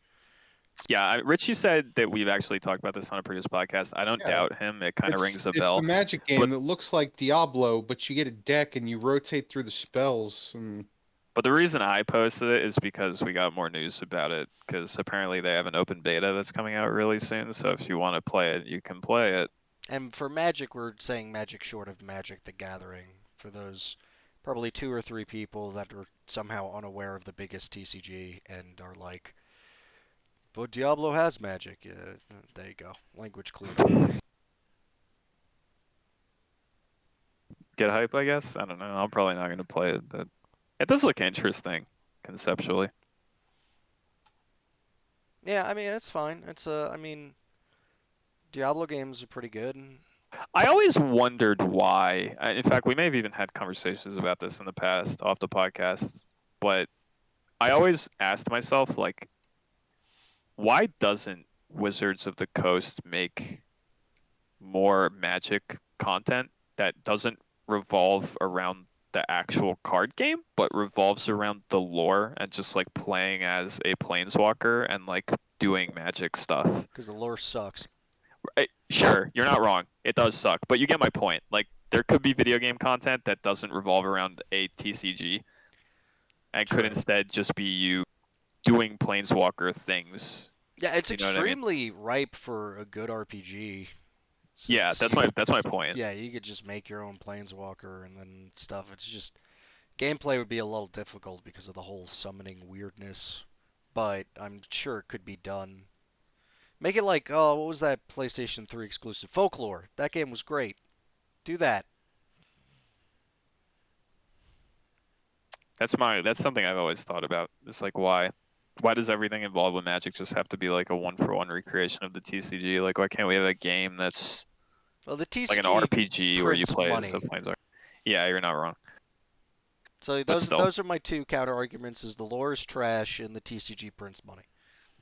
They don't think the lore is trash, Anthony. So they would make games. They're getting into CG trailers now, so maybe a leap into video game them, or even CG movie is not too far away. But Do you in this Diablo kind of clone, but with a Magic-esque deck system in it, I would imagine that there's still going to be like conversations with NPCs, right? Like probably. So if that's a thing, do you think with the immaculate writing of Magic lore that we will get to have a conversation with Emrakul? no, oh, I can't talk to the moon. What are you talking about? We I will hope we talk do. to Jace though, and he'll be the coolest character. Ever. Yep. Oh, Jace. that's so gonna happen in this fucking game. It's all gonna take place on some fucking plane, right? And then it's gonna be like, but then some mainline like member of the Jastus crew is gonna show up, and they're gonna be so fucking cool, dude. They're gonna like solve the problem. Like you're gonna be in the middle of like a fucked up situation, and like Liliana's cooch is just gonna shoot from a portal into the fucking wherever you're standing, and she's just gonna have an army of zombies that she just solves the problem with, or like Jace is just gonna show up and like Thanos snap some shit out of existence. Yeah, it's like Awesome. the big race to solve the thing isn't you solving the thing, it's you summoning like more planeswalkers to fight the threat.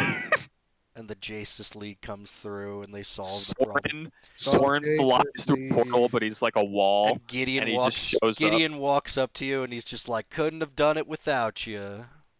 Good job, Poor Gideon. generic loser. Or you're gonna play as one of them. There's also that. Yeah, and if it's Diablo, like instead of picking the characters, it's like Jace, Gideon, Liliana. I don't think they do. I think they've Chandra. shown screenshots, and they're like generic, like no-name planeswalkers. They're just like your self-insert. And I don't think it's you don't play as established MTG characters. I believe. I could Well, be wrong. you know the reason for that is, right? Because Liliana has to show up mid-game No, and save you. because then Like a after MacGuffin? a few cycles after this game is out, they can make the generic Oh my planeswalkers into cards And everyone's like, it's my to OC. sell. Please. You're so right. Stop being so right. Please. And then the plane, and then they'll have a whole block that's just like from this plane that this game takes place. God! Oh, you're right. And, oh no no no no no! Yeah, not it like doesn't. This. Then it wouldn't even matter if the game fucking flops. You're still gonna get your money. You literally released the same thing twice. But that's how you promote the game too, is by doing that. Oh, it's perfect. It's brilliant. You guys, you just made Wizards of the Coast listen. MTG. Why don't we work it? now? Why don't we work at Wizards with these high IQ fucking plans? Because every board meeting where we say something like this and they give us a raise, the very next board meeting will just us be like, dude, this is retarded. Are you serious with these rules? And then we'll get fired. Another conversation with Emrakul? What the fuck is wrong with you people? I mean, just fire us. That's why. That's entirely why. They'll just Jesus Christ, the fucking moon? Again? You just had a block with them. You're bringing them back? And not even in a cool way? They look at you. Yep. What is this Unleash thing? You get to cast it from the graveyard? This is in every color? Are you serious? Alright, what about this companion role that you got game workshopping on? Oh my god! You get to cast it from your sideboard? What is wrong with you people?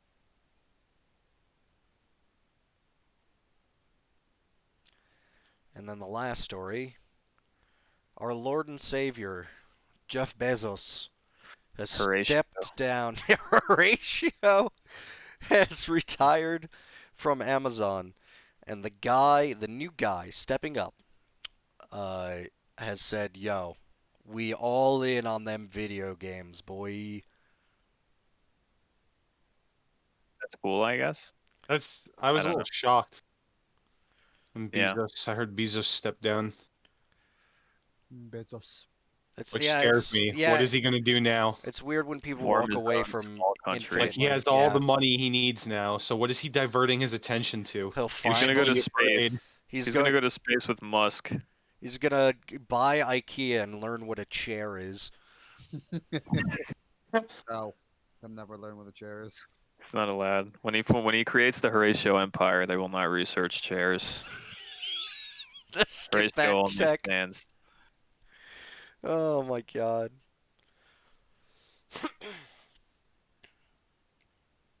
I mean, this is interesting news, I guess. I really don't know how to feel about it. I'm pretty kind It of should just two fun, important things about this is the new CEO is Andy Jassy, Just and say. and he's important because he made Amazon a shit ton of money.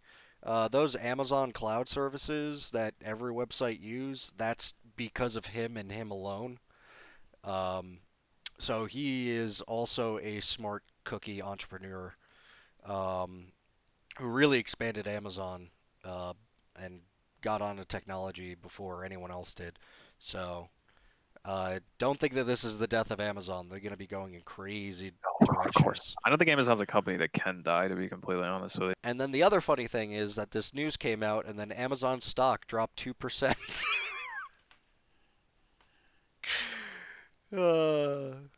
Which is pretty funny. Though I think that's more for Bezos stepping down than this guy saying he likes video games. Of course.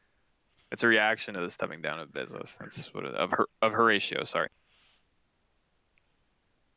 I don't know how to feel about him being like video games though, because it's like we don't really know a lot about. What was the one Amazon that they were does working with on? games. Was it Greedfall? What was that?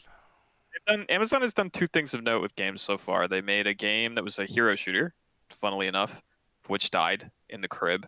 Oh yeah, Crucible. They put it out in beta, then they pulled it out of beta and said, we're going to keep working on this because you guys don't like it and it's bad. And then a month later, they were like, actually, it's canceled. And then they were making an MMO, which they're still making, that New World game. And that's it. So like I don't really know shit about it still remains to be seen if Amazon games are going to be a thing that are worth talking about. They also killed Double Helix, I'm pretty sure. Oh, that's sad. So not great. Excuse me. So who knows? This guy being like, well, I care about games, we're going to do games. Big things with games is cool, but like we haven't seen anything to come out of Amazon gaming that looks promising yet. I mean, the MMO looks kind of cool, I guess, but it's an MMO. So like who knows if it's going to fucking succeed, cuz much like the hero shooter space, breaking into that MMO fucking space is very difficult. Oh yeah, for sure. If you're not World of Warcraft, to some extent like Guild Wars or like a Korean MMO with super hot waifus, it's going to be hard. Yeah, It's going to be rough hard. market. And a New World is not any of those things, so. Not yet. We'll see. It'll be interesting. Just New World, sorry. Called it a New World. And that is the news. I personally eagerly await Bezzos's new spacefaring civilization, which will be coming any day now. I hope Which he will picks my fly out. genes. He will create the Horatio Empire and then go to war with Musk. He got He's Daddy sick. Musk. He got sick of every time he said a word, the stock market bent to his whim. Daddy Musk, please. Bring me to Mars. And then he was like, you know what? Fuck this shit. I have need to this take in my care life. of Alpha Centauri X-21 or whatever the fuck I named my stupid son. I'm literally the richest man on the planet. I don't need this shit. For no reason, my stock keeps going up. Jeff Bezos steps down, stock goes down. Tesla misses earnings, and Elon Musk disappears from the internet. Stock go up. You know that Elon Musk says Neuralink could start implanting chips in human brains later this year? Nice. An article from today, by the way. What? Later this year? There you go, Anthony. Sign up. No, what does it do though? Musk says that his neurotechnology company Neuralink could be launching human trials later this year. Musk shared the news in response to a Twitter user who said he'd be willing to participate in the human trials, which would implant an artificial intelligence chip in human brains in hopes they could control technology just by thinking. Okay, yeah, I'll sign up for that. Hell yeah, brother. I saw Upgrade. This is fine. Oh God, I know that movie. Hang on a second. I don't agree with this. Yeah, human trials later this year, dude. Cyberpunk Future is coming, and soon Gaben will be able to allow you to play Half-Life 3 with your mind. Now that's far-fetched. We're gonna And get we'll all be on we're gonna Mars. get CPU AI in our brains well before Half-Life 3 is released. You know what? Fair point. I mean, that's literally the current timeline of events. If later this year's trials. I don't hear any murmurs of Half-Life 3 being worked on, so they got a year head start.